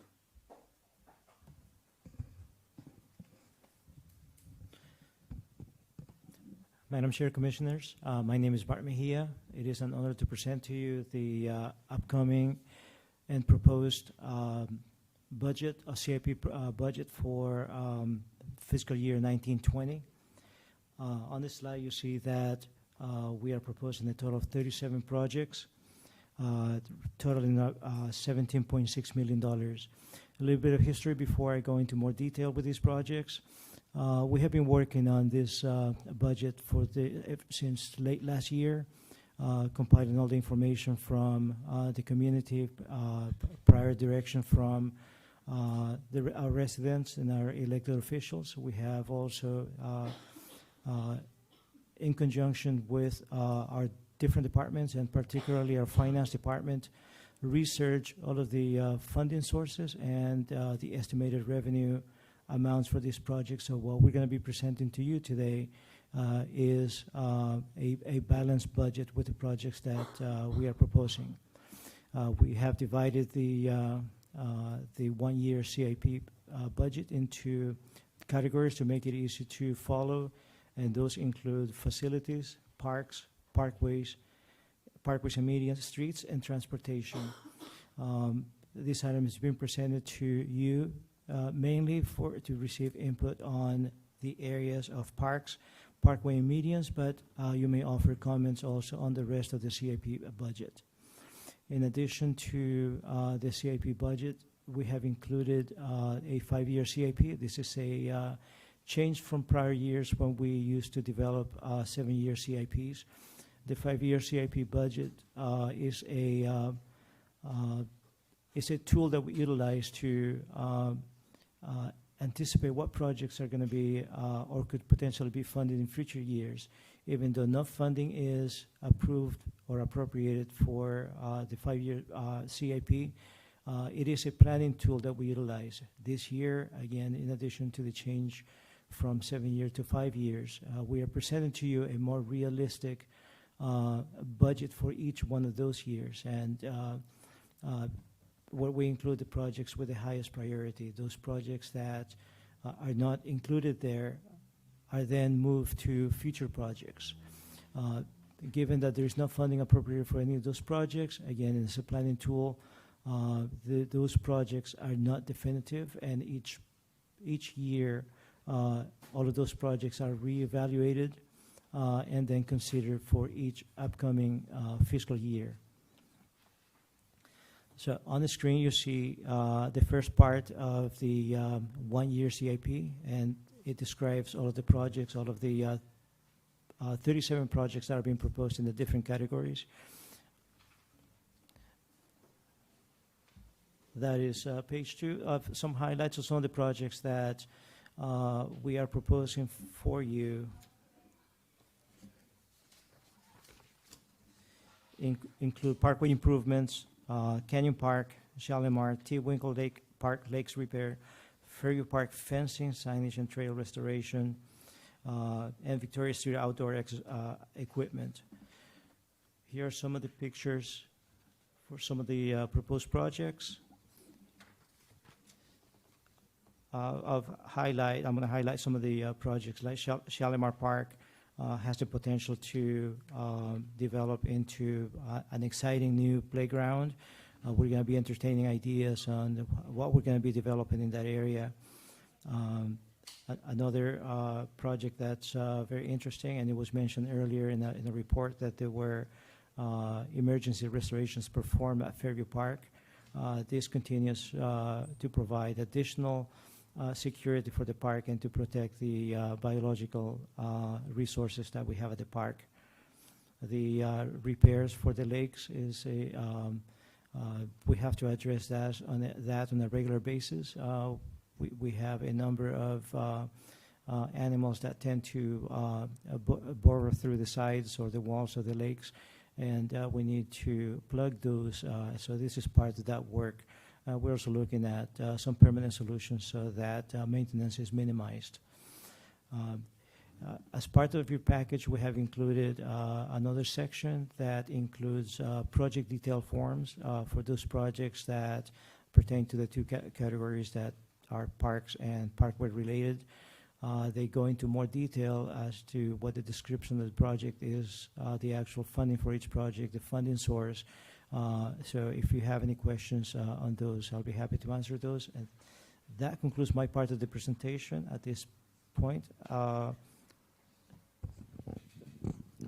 So the CIP just represents one portion of the work we do in the parks.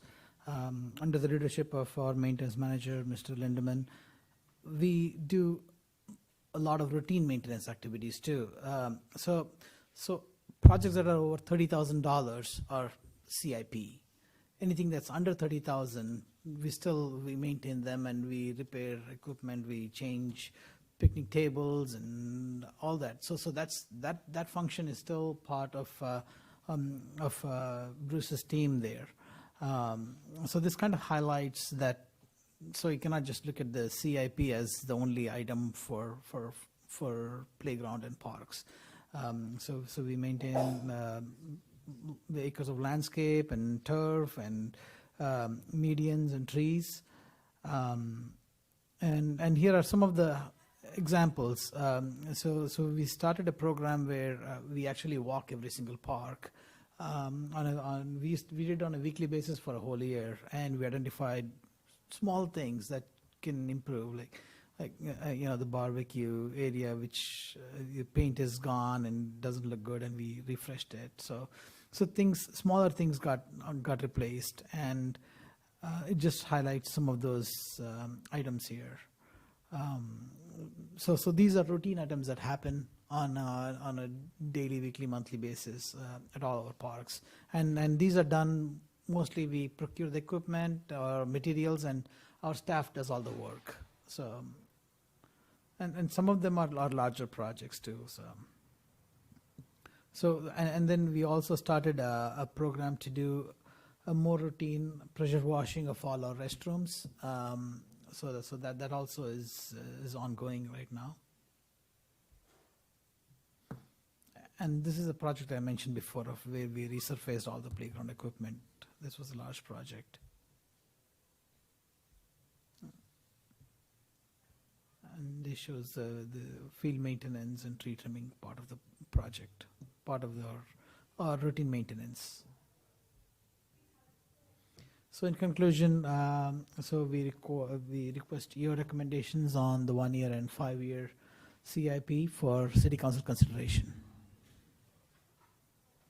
Thank you very much. At this time, I'll open public comment for the capital improvement projects.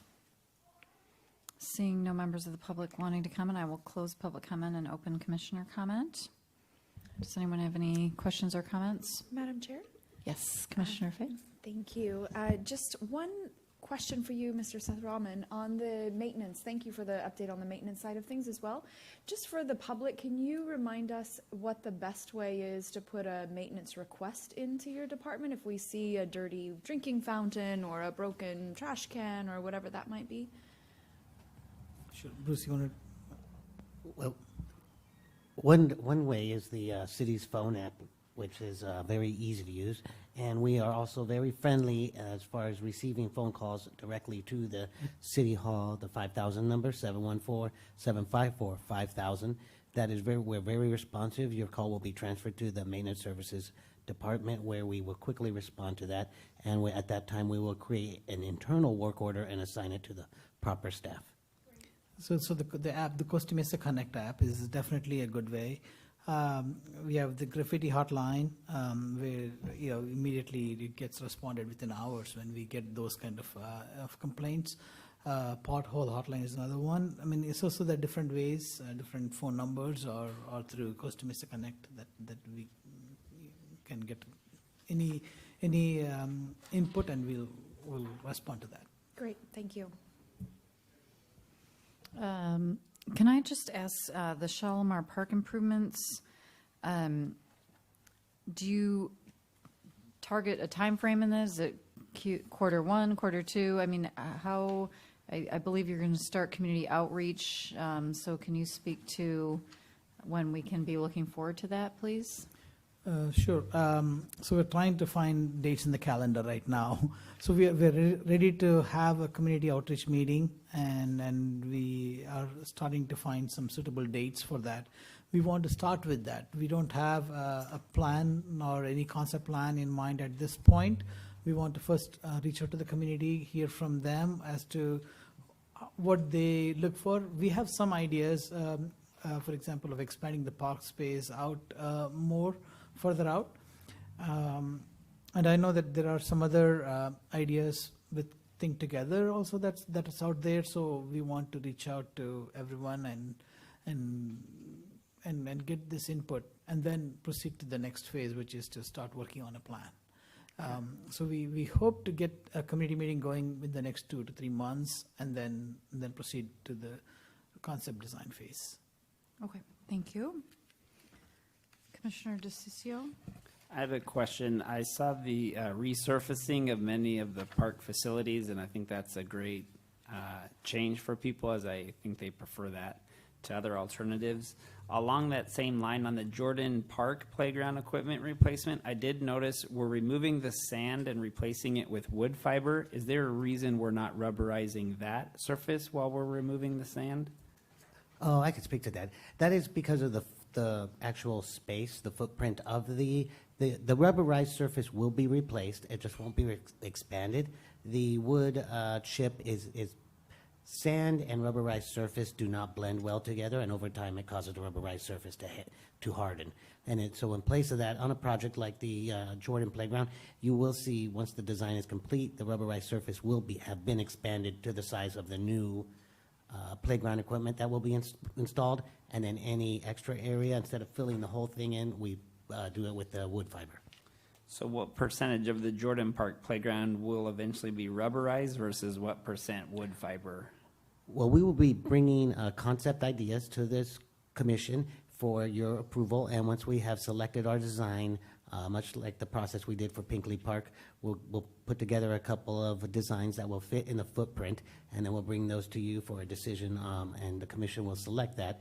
And once we have selected that design, we'll know how much rubberized surface there will be. So Okay, this wood fiber is actually playground. It's playground wood fiber. Playground wood It's fiber. non-splintering, and it's a cost-effective way for us to keep it clean. We can remove the wood fiber and replace it on a regular. We do it like annually, depending on the usage, the dirty, how it gets, and it's much easier to maintain, blow off the surfaces of the playground equipment and the rubberized surface. Yes.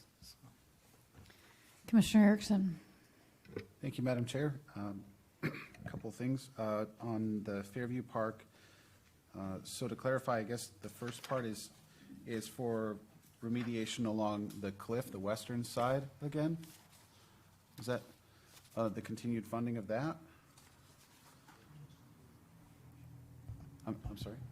I can speak to the Fairview Park items. Are you looking at the fencing, signage, and trail restoration item at the top? Yeah, and I guess I'm seeing the picture of the cliff and some of the eroding trails that aren't supposed to be there and stuff going on. So is that what's going to be remediated first, or? So this is not actually to do a project for additional erosion control. This is more for fencing and signage throughout the park, including that area. Okay. So some of that fencing that is along the bluff trail is in areas that need to be relocated or repaired due to some of that erosion. So some of those trail fencing may move more in as away from the cliff, if you will, to make it more safe. This will also include signage in additional areas of the park that will highlight sensitive habitats, areas to perhaps remain out of, where there might be an increased sensitive species or wildlife, or even in our wetlands habitat where we don't necessarily want people to be around those ponds.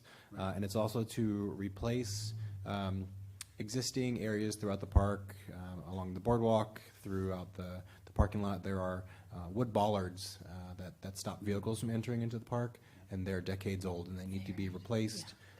So this will go to help fund that as well. That's great. That's great.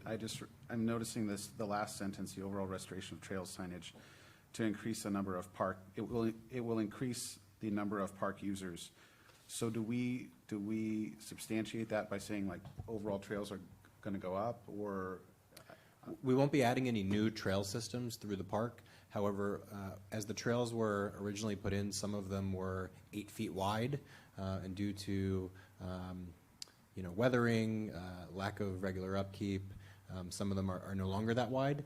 There had been bike trails that were wider, so some of the trails have narrowed due to natural erosion in some areas. So this will be to help to restore some of those areas to be able to widen them to their original width. Gotcha. Ms. D'Agost's actually had a trails seminar this week, learning new things and looking for natural surfaces to use rather than concrete. So Yeah. the timing is correct for a project like this. Great, thanks for clarifying that. Moving to the Victoria project, it looks fascinating and definitely a great idea. I drive that street or ride that street very often, and I know more people could use that amenity, that two-way bike lane, walk lane, and so on. I also saw kind of an interesting maybe connection point with respect to accessibility. In the CIP, the larger CIP, there's this park accessibility line item, and there's funding in the next 5 years, but not this year. I was just thinking to try and maybe kill two birds with one stone. Some of these exercise things could be accessible, maybe have an ADA element to them, so that people with, maybe in a wheelchair, they could find a way to hop out and use some of this stuff. So it was just a thought, and could possibly be implemented. Yes, we'll consider that. Okay, great. And may I ask, since we're on the Victoria one, I just had a question about, it says we will increase the city's park acreage. How will that be calculated, I guess, it seems, I guess it'll be pretty narrow and scope, and how much are we thinking, a third of an acre? Or do we know? So right now, it's classified as a walking and biking trail, so we don't use that acreage towards our park acreage to come up with our percentage for the city. But I think by putting in some of these exercise stations along the way, creating spaces for people to recreate next to those stations as well, I like the concept of putting in mile markers on the ground as well to promote more physical fitness rather than just walking somewhere. You're now exercising on your way. So I don't know what that percentage will be, but this is actually a recommendation in one of the most recent draft of the Parks, Recreation, and Open Space Master Plan to increase park acreage without buying new land. Okay. So this is a kind of a unique way to do that. Okay. Thank you. And please continue, Mr. Erickson. That's, I think that's all I had, actually. Okay. Thank you both. Mr. Rutherford. Thank you, Madam Chair. I also maybe just wanted to bounce off of Jim on the comment on the Victoria Street Trail project. I think it's a great idea. It's my understanding of research is this has been very successful in other cities, other areas, increasing physical activity of the residents. But a concern that I had when I was doing that research is people stop using the equipment if they observe that the maintenance levels decrease or if it starts to get dirty. And so this exercise equipment is going to be out in the open, out subject to the elements. So is there a maintenance, a cleaning plan associated with that equipment so that residents will always feel like they can use it? So these equipment are meant for outdoor use and outdoor installation. We have similar equipment at Tanager Park, and I think that probably is 30 years old. Wimbledon Park has very similar equipment to what is designed for this, and it has been in place now for approximately, if I'm not mistaken, 7 years. We have had some minor maintenance issues. We are very quick to repair them. They are still heavily used by the local neighborhood there. They're used on a regular basis, and they seem to be holding up quite well as they're included in our daily park inspection programs. So as staff goes out there, we check playgrounds every day, where they also walk the park, and they kind of do a visual inspection of the play equipment, inform us of any damage. We caution tape it up. We'll inform us of the damage, and then we schedule repairs on those. So it'd be included in that process. Yeah, with this location, it will be very visible, and our maintenance will be out there to take care of issues. So correct me if I'm wrong, Bruce, you're maybe saying that these may be inspected on a daily basis. More than likely, they would be, or well, that will be worked into the landscaping schedule, which is twice a week out on Victoria. But we would probably even include more because now we're including those in the playground equipment category. We also won't be considering things like vinyl seats or fabric seats like some outdoor equipment companies utilize. We've got some newer, very newer models outside right here at the senior center that don't include any of that, and they're made for weathering. We're also probably won't be considering anything that's too rich in color because we don't want it to fade, and that's kind of a high sunlight corridor without a lot of tree canopy. So we won't be buying anything that's white, obviously, but more of the tans and the greens is probably the colors that we'll consider in that area. Yeah, and on that, Wimbledon Park has held up very well as far as the color, the equipment, and the fading. And I forgot this is a perfect example of the material right outside the patio here. I'll check it out right after this. And then I just wanted to ask a question about the proposed improvements to the Jordan Park playground. You know, I've mentioned this repeatedly by now, the community building elements to projects and seeing what part of the project, especially since this is a playground where the community is going to potentially be using this on a very regular basis. Would there be opportunities in this project, whether it's with the playground structure itself, the amenities next to the playground, maybe even the landscaping, to get community involvement in that, community input, people participating in the creation of that space? I think this is a perfect opportunity. Jordan Park is in a great location. It's right next to the Boys and Girls Club, which will be undergoing a remodel that we're trying to kind of work our park improvements alongside their remodel. And there will be a good opportunity to look into that. Cool. And then I just wanted to ask one more quick question about the Shalimar Park improvements. Because this is an idea floated around. It didn't start with me. I first heard it from Mayor Foley, Councilmember Chavez, about the potential to expand that project into the street. Because, you know, I just to refresh my own memory, I drove down there this afternoon at 2:30 p.m. There's no parking on the street. There's not a lot of cars on that street. I was the only car on that street when I was there. So I was just wondering if you could speak at all about the thought process behind that. So cars are allowed on the street, but we took away the parking, and that happened many years ago. So definitely there are opportunities for that. We have to look at the driveways that are still next to the Shalimar Park. We still have to allow access for people to get out of that apartment building.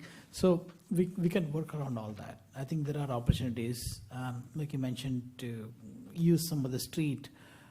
Move the sidewalk away from where it is and move it out into the street side and create more park space.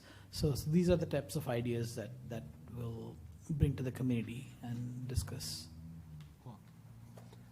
And then maybe Sarah Fay, Commissioner Fay, excuse me, this was related to your earlier mention of the potential for a pocket park, maybe a dog park, because I'm looking at the map here, and at the end of Shalimar Drive, there is that little turnaround there, but there's no driveways that intersect with that very end of the street there. So maybe there's potential for a pocket park at the end of that dead end. Yeah, we'll look into it. The other side, close to that is Placentia, if I'm not mistaken, right? Yes, you are correct. And there are all driveway access at the end on both sides. So the curved area there is currently very tight, even for a street sweeper. One of the issues when you're designing a street is to look for the curvatures that will make maintenance more convenient for the street sweeper to make that, rather than having to get out there and hand clean it. If we made it a dead square, it would be a point of debris collection, and it would be right at the property line of the two driveways. Okay, that makes sense. But I do like the idea of doing something at that location, and we're going to look into addressing it because it is a potential spot for some planting, I would believe, in landscaping. Definitely. Yeah, we'll look for opportunities wherever it's feasible to do something similar. Great. And then identical to my last question about Jordan Park, especially with this park in Shalimar, in this neighborhood that's been traditionally park poor, would there be opportunities for community engagement in the construction of that space, maybe even additional tree cover around that park? Because I do see that around the playground itself, there's not a lot of shade there. You're correct. That's one of the reasons we expanded this project, like we had discussed. This was just going to be a small kind of dress the park up, and the community really got involved. So we decided to hold back on doing some minor improvements and put together this larger improvement package, which could include landscaping, a possible arbor area, because it's all conceptual right now. But we are everything is possible within the budget at this time. And like Raja had said, there's a chance to expand the park and include some more trees or a sitting area towards the front of the street or something like that. Yeah, I think that would be great if you could get the community engaged in that. I also think that is a park that playground equipment was installed by a community group, Kaboom, and that was a community activity that was very successful a few years ago. And we could definitely, Shalimar Park, we can come up with some sort of item like that. There's going to be a lot of potential in that small pocket park. Love it. Commissioner DeCiccio? I just had a question following up on the Fairview Park fencing, signage, and trail restoration project. I did notice a couple words that were a little concerning to me, being this is our Fairview Park, our open natural space. And when I see the words chain link fence or chain link in there, I cringe a little bit. If you could speak to the types of fencing that we're proposing or certain possibilities of fencing with that. I think we're not going to do chain link. That's not the intent. Right now, along the vernal pools, we have post and wire fencing, cable fencing. I think it's just a misrepresentation of words. It's really, they're in multiple areas of the park where vernal pools are protected. It's protected by steel cabling. And just the way we wrote it in here, it misrepresents that we're putting a physical chain link in where we're not. That's not the intent of the fence. It's all the fencing will work to complement the natural elements of the park as much as possible. Okay, great. And then question with those vernal pools, those are on the upper portion there of Fairview Park? Is that correct? Is that their location?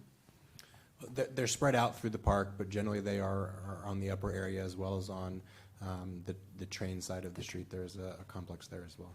And then looking at the pathways, let's say on the upper west side of Fairview Park, not on the train side, would there still be paths allowed to go east to west on that upper part, or are we talking about closing off that entire access completely? Really, the only time we're closing access is through the rainy seasons of the year when the vernal pools fill, so that people aren't tropsing through them to make the sensitive species less sustainable. And that's seasonal right now. We are seeing that some of the man-made trails, the user-defined trails that are not part of the master plan are naturally closing in, and we want that to happen. That's what the master plan calls for. Those are not safe. Those are not accessible. They're a higher health and safety risk for park users, so we see some of those closing in. The community had been asking for many years to restore some of those areas, and they're being naturally restored currently through the amazing amount of rain we've had this year. I mean, if you've been to Fairview Park, it's in extreme bloom right now, so it's not necessarily to decrease any of the trails that are in the master plan, but naturally some of those man-made trails will go away. Okay, thank you. And then that speaks about 2 new access points to protect the environment. So that is along which trail? I think it's probably referring to the Pacific Avenue area, as well as the Canyon Drive area.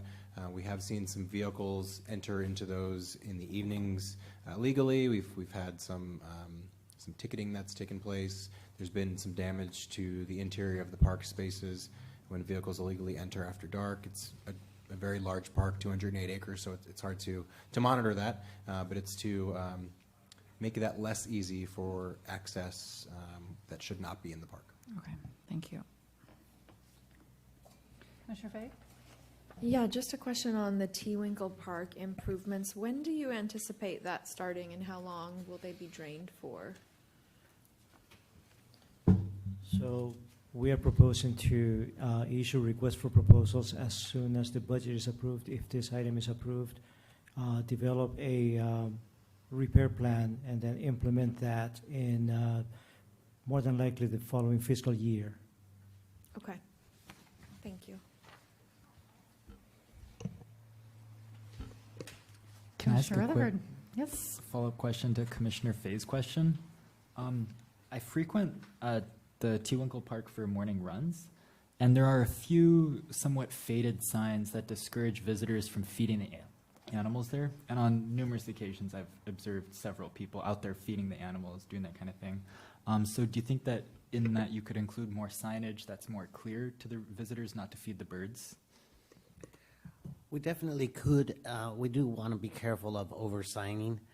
It is kind of it can turn into an item called sign pollution, but we will definitely go out, do an inventory of the signs, check the condition of the signs, and have any faded signs replaced. And I think as that project goes underway, we probably could find locations to add some extra signs. Well, we've got a lot of work to do here in all these fabulous projects. So does anyone have any other questions for staff? I just had questions about the 5-year plan, but nothing about the upcoming plan. Should I ask those now as well? Yes. Okay. How is it prioritized? How do you guys prioritize which projects in the 5-year plan will be started and completed? So let me start off, and others can join in. But we looked at, for example, for the park playground equipment, we looked at the conditions of all the equipment, and we know which ones are in the order of replacement, and so that kind of determines our priority on that aspect. And other projects, park projects, again, these are based on community requests, council requests that we have over time identified some playground that have to be replaced over time, and we looked at those also. I think that's kind of a short answer. And as Bart mentioned before, the 5-year plan that you see is a lot more limited version compared to what we did last year with our 7-year CIP, where we put in a lot more projects in those 7 years than what you see in these 5 years. A lot of the projects got moved to a future year, and that's only because we want to provide a more realistic picture of the budget for the next 5 years. I think that's the direction from our acting city manager as well as our finance director to go that route, and start planning and to make it be more realistic in the 5-year plan, and not put all the wish list in the 5 years. So that's what we did. Okay. Just looking over the 5-year plan for the parks specifically, I noticed a lot of the bigger projects are all, many of them, almost all of them, are put on the future list. Can you maybe expand upon how that's decided that they should not be done within the next 5 years, and how you would prioritize some of those projects that are listed in the future as to which ones would be maybe looked at coming sooner? So the 5-year is actually a planning document more than anything. We look for input from your body here as well as the council on some of these park projects, and we would like to hear them over the year, not just during the budget time, so that we can start thinking about them and bringing out ideas on those aspects. So, for example, the Lions Park playground, 2-3 years ago we did not plan on that, but that came about over the last year or so. And there may be other opportunities like that. You might find a park that is in dire need of improvement, and that's right now shows in the future year, but you can discuss that or with staff and ask us to make that a priority, and we'll look into that, how we can fit in the next year budget or the following year budget. And then also we'll look for council direction on that same action. Okay. And as it relates to the draft that we still have of the update of the open space master plan for Parks and Rec, I know it was, the draft part was completed May in 2017, and I know it's still not finalized yet in April of 2019. But when that does become finalized, will that be directing your action as far as what is a priority for our city? That will help us in guiding the future of how we prioritize. But again, it's controlled by the funds also. So we need to look at the funding availability. We look at all the park fees, and we also look for grants to see how we can make some of those priorities happen. Okay. But that's something that we do look for in determining what the priority should be. Because I'm looking at the draft report, which is all we have to look at now until it becomes finalized, and I'm seeing the top 5 or 6 areas that they're listing as priorities are projects that are all put on the future and nothing that is anticipated within the 5 years. And that concerns me that our main items that were determined that are of greatest need are not being put as the greatest need for Costa Mesa. Madam Chair, I'm happy to speak to some of that. Please, thank you. So I can speak to the walking and hiking trails.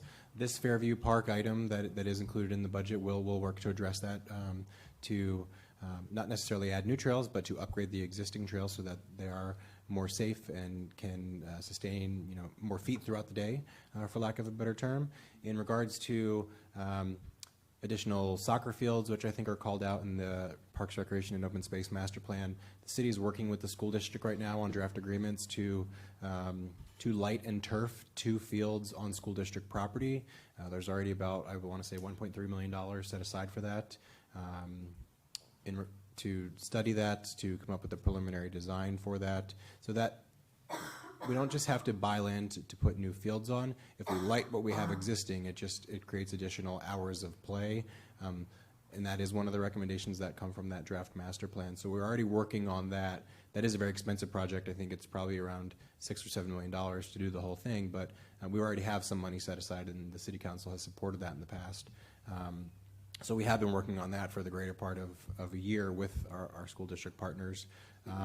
Which school district partners are we looking at with that, with the 1.3 million? So those sites that have been identified, there was a feasibility study several years ago at Kaiser Elementary School as well as Davis Magnet School. It's to add permanent lighting to those facilities. Currently, we use temporary lighting at one of those facilities, and it's to actually artificial turf one of those fields so that it can be used year-round, so there is no rest and renovation period that's necessary. Right. So just creating more opportunities for play for youth and adults.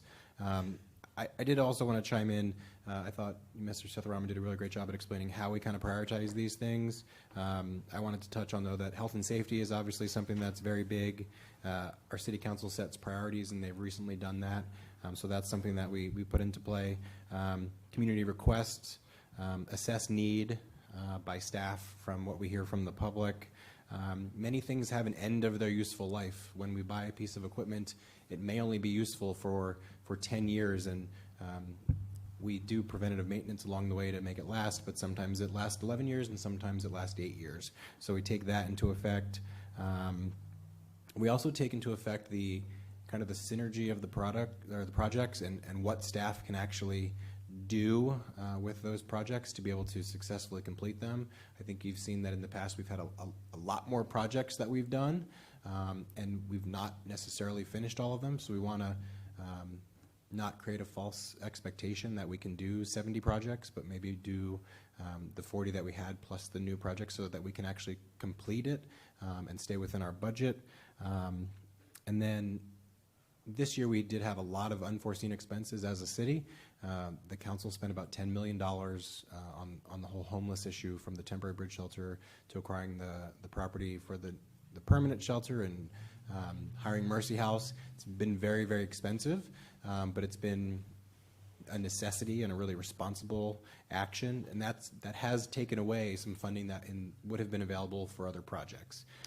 So there's that consideration as well. I wish the city had an unlimited pool of money to do these projects, because we do have great ideas from the community and from our partners and from our council members, but we have to work within parameters, and this has been our parameter this year to work within. And one reason why we do put projects in the future year, we want to capture it in our plan, and even if it's in the future year plan, it's because when a grant funding or state funding becomes available, that project becomes eligible for funding because it's already in our plan. So just because it's in the future year doesn't mean if there is a funding opportunity, that project doesn't move forward. So it can be advanced. So that's, it's there, it's a placeholder, it's there. So just like this Kaiser or Davis Field, if suddenly there is a state funding that we can implement, that project becomes like the next year project. Okay, and that makes sense, definitely, if state funding comes up. I'm just concerned that they took all this time to do this, and it's a very comprehensive survey and very well done, giving recommendations. And our top things like increasing walking, jogging, running, hiking trails, we're not increasing it. We might be improving some, we're not increasing. The next one was soccer fields for youth and adult was the next one of need. And I'm seeing the projects on here in the future, but I'm not seeing a plan to get that done. And that's concerning to me. The next one is lighting for those fields. Again, I see it on here, but I don't see it in the forecast of 5 years. Like you said, things could be moved up, but there's no plan to get these things done within the next 5 years as it stands right now. And that's concerning to me. So if I may add, I think what is probably more important is to identify all of the projects that we are anticipating to work or to present in the future. So as a planning document, making sure that all of those projects, and I think that increase in playable fields, so playing fields, lighting, the fact that it's listed there is a reminder that there is a project that is important to us. And even though it is not currently recommended in one of the next 4 fiscal years after the current fiscal year CIP is approved, it is still listed there. And as Mr. Sotherman mentioned, that should funding become available or should grant opportunities become available, those projects are going to be there and they can be moved up for implementation in earlier years. So who determines if the funding's available? Who is balancing whether we need another $10 million fire station or whether we need lighting for the fields? Who's determining that, and how do they determine that? So ultimately, it's the city council. So a lot of these priorities are brought forward by department directors and staff to the city manager.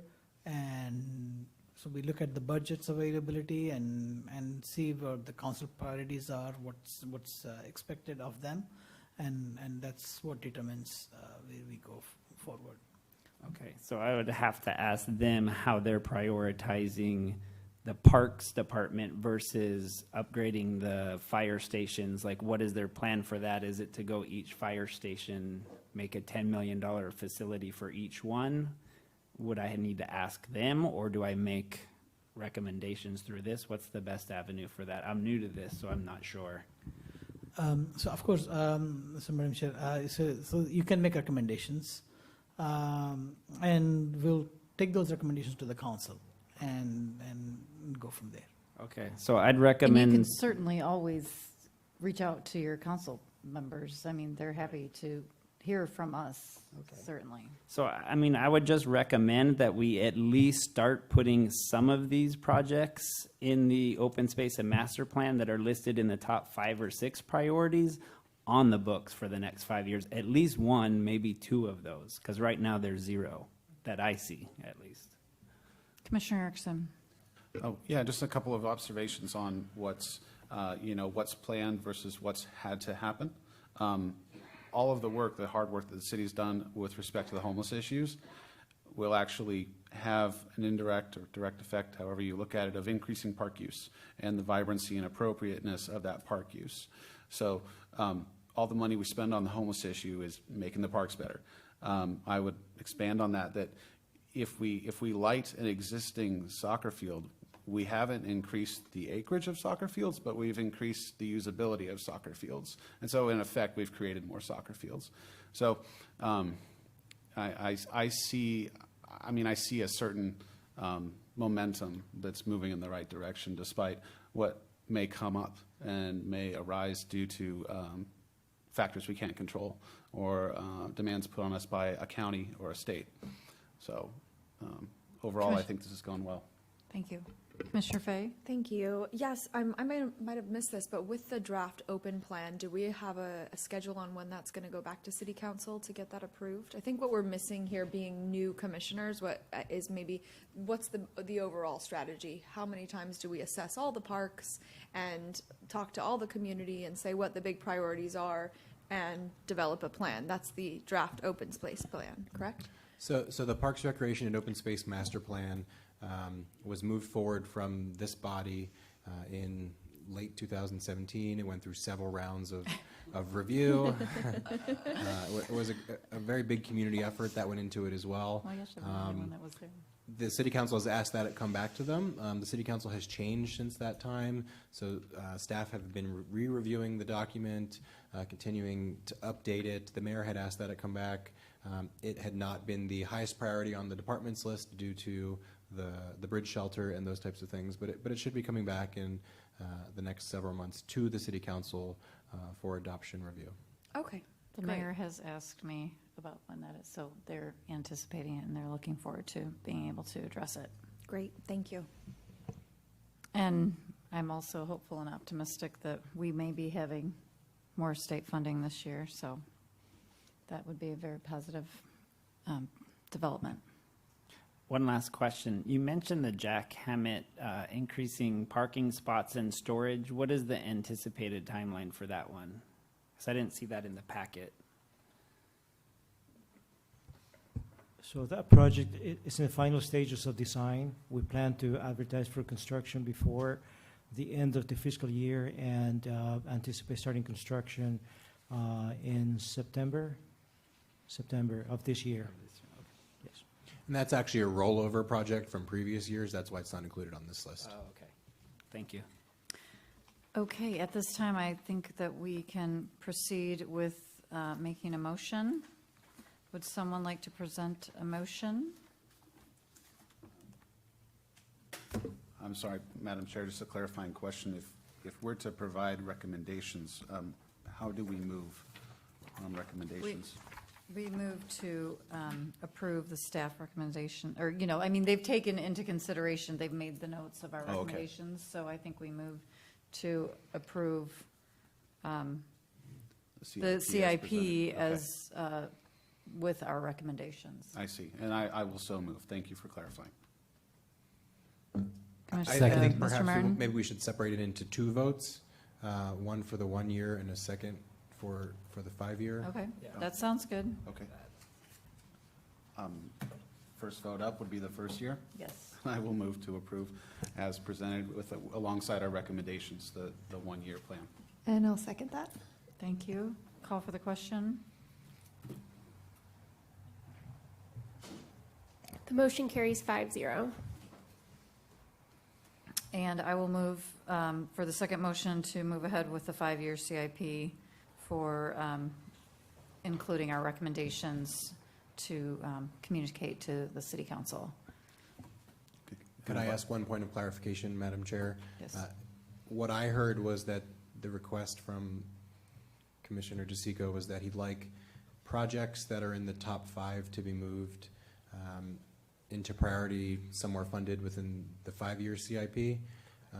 Raja, do you need specific projects listed or just any that fall into that top 5?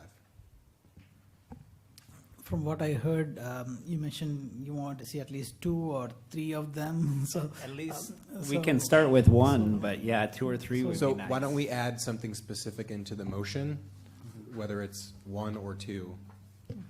that's up to the commission, but I think the specific would be important. Okay. So maybe could we add 2 of those to go into somewhere within that 5-year plan? Yes, yeah, we can consider that. And Madam Chair, perhaps would you be willing to modify that motion to ask that the City Council take into consideration the open space plan when looking at the CIP? Would that be appropriate? Or will the timing not work? I don't think the timing will work. Okay. They're relying on this body for recommendations outside of the staff recommendation. So the fact that you're saying that will be included, as well as the reasoning behind why we're adding 2 of those projects to the 5-year plan. Madam Chair, just to clarify, so all the recommendations will just be included as options to consider by the City Council, is that correct? That's right. Okay, thank you. Do we have a second for the motion? I'll second Second. Call for the question. I can say yes to that. The motion carries 5-0. About to say no. Thank you very much, gentlemen. That was very comprehensive and lots of good work. Item 11, Maintenance Manager's Report, was removed from the agenda. Item 12, Parks and Community Services Director's Report. Thank you, Chair McNabb and members of the Commission. The city's spring session of recreation and community services activities and programs is now underway, with more than 250 classes and dozens of additional programs and event offerings. The Rocks After School program just started to back up after the school break, and there are more than 1,150 registered participants enrolled for the school year. And this program will run through the end of June until school ends and the summer session will begin. The annual spring break camp was successful this year and was filled to capacity.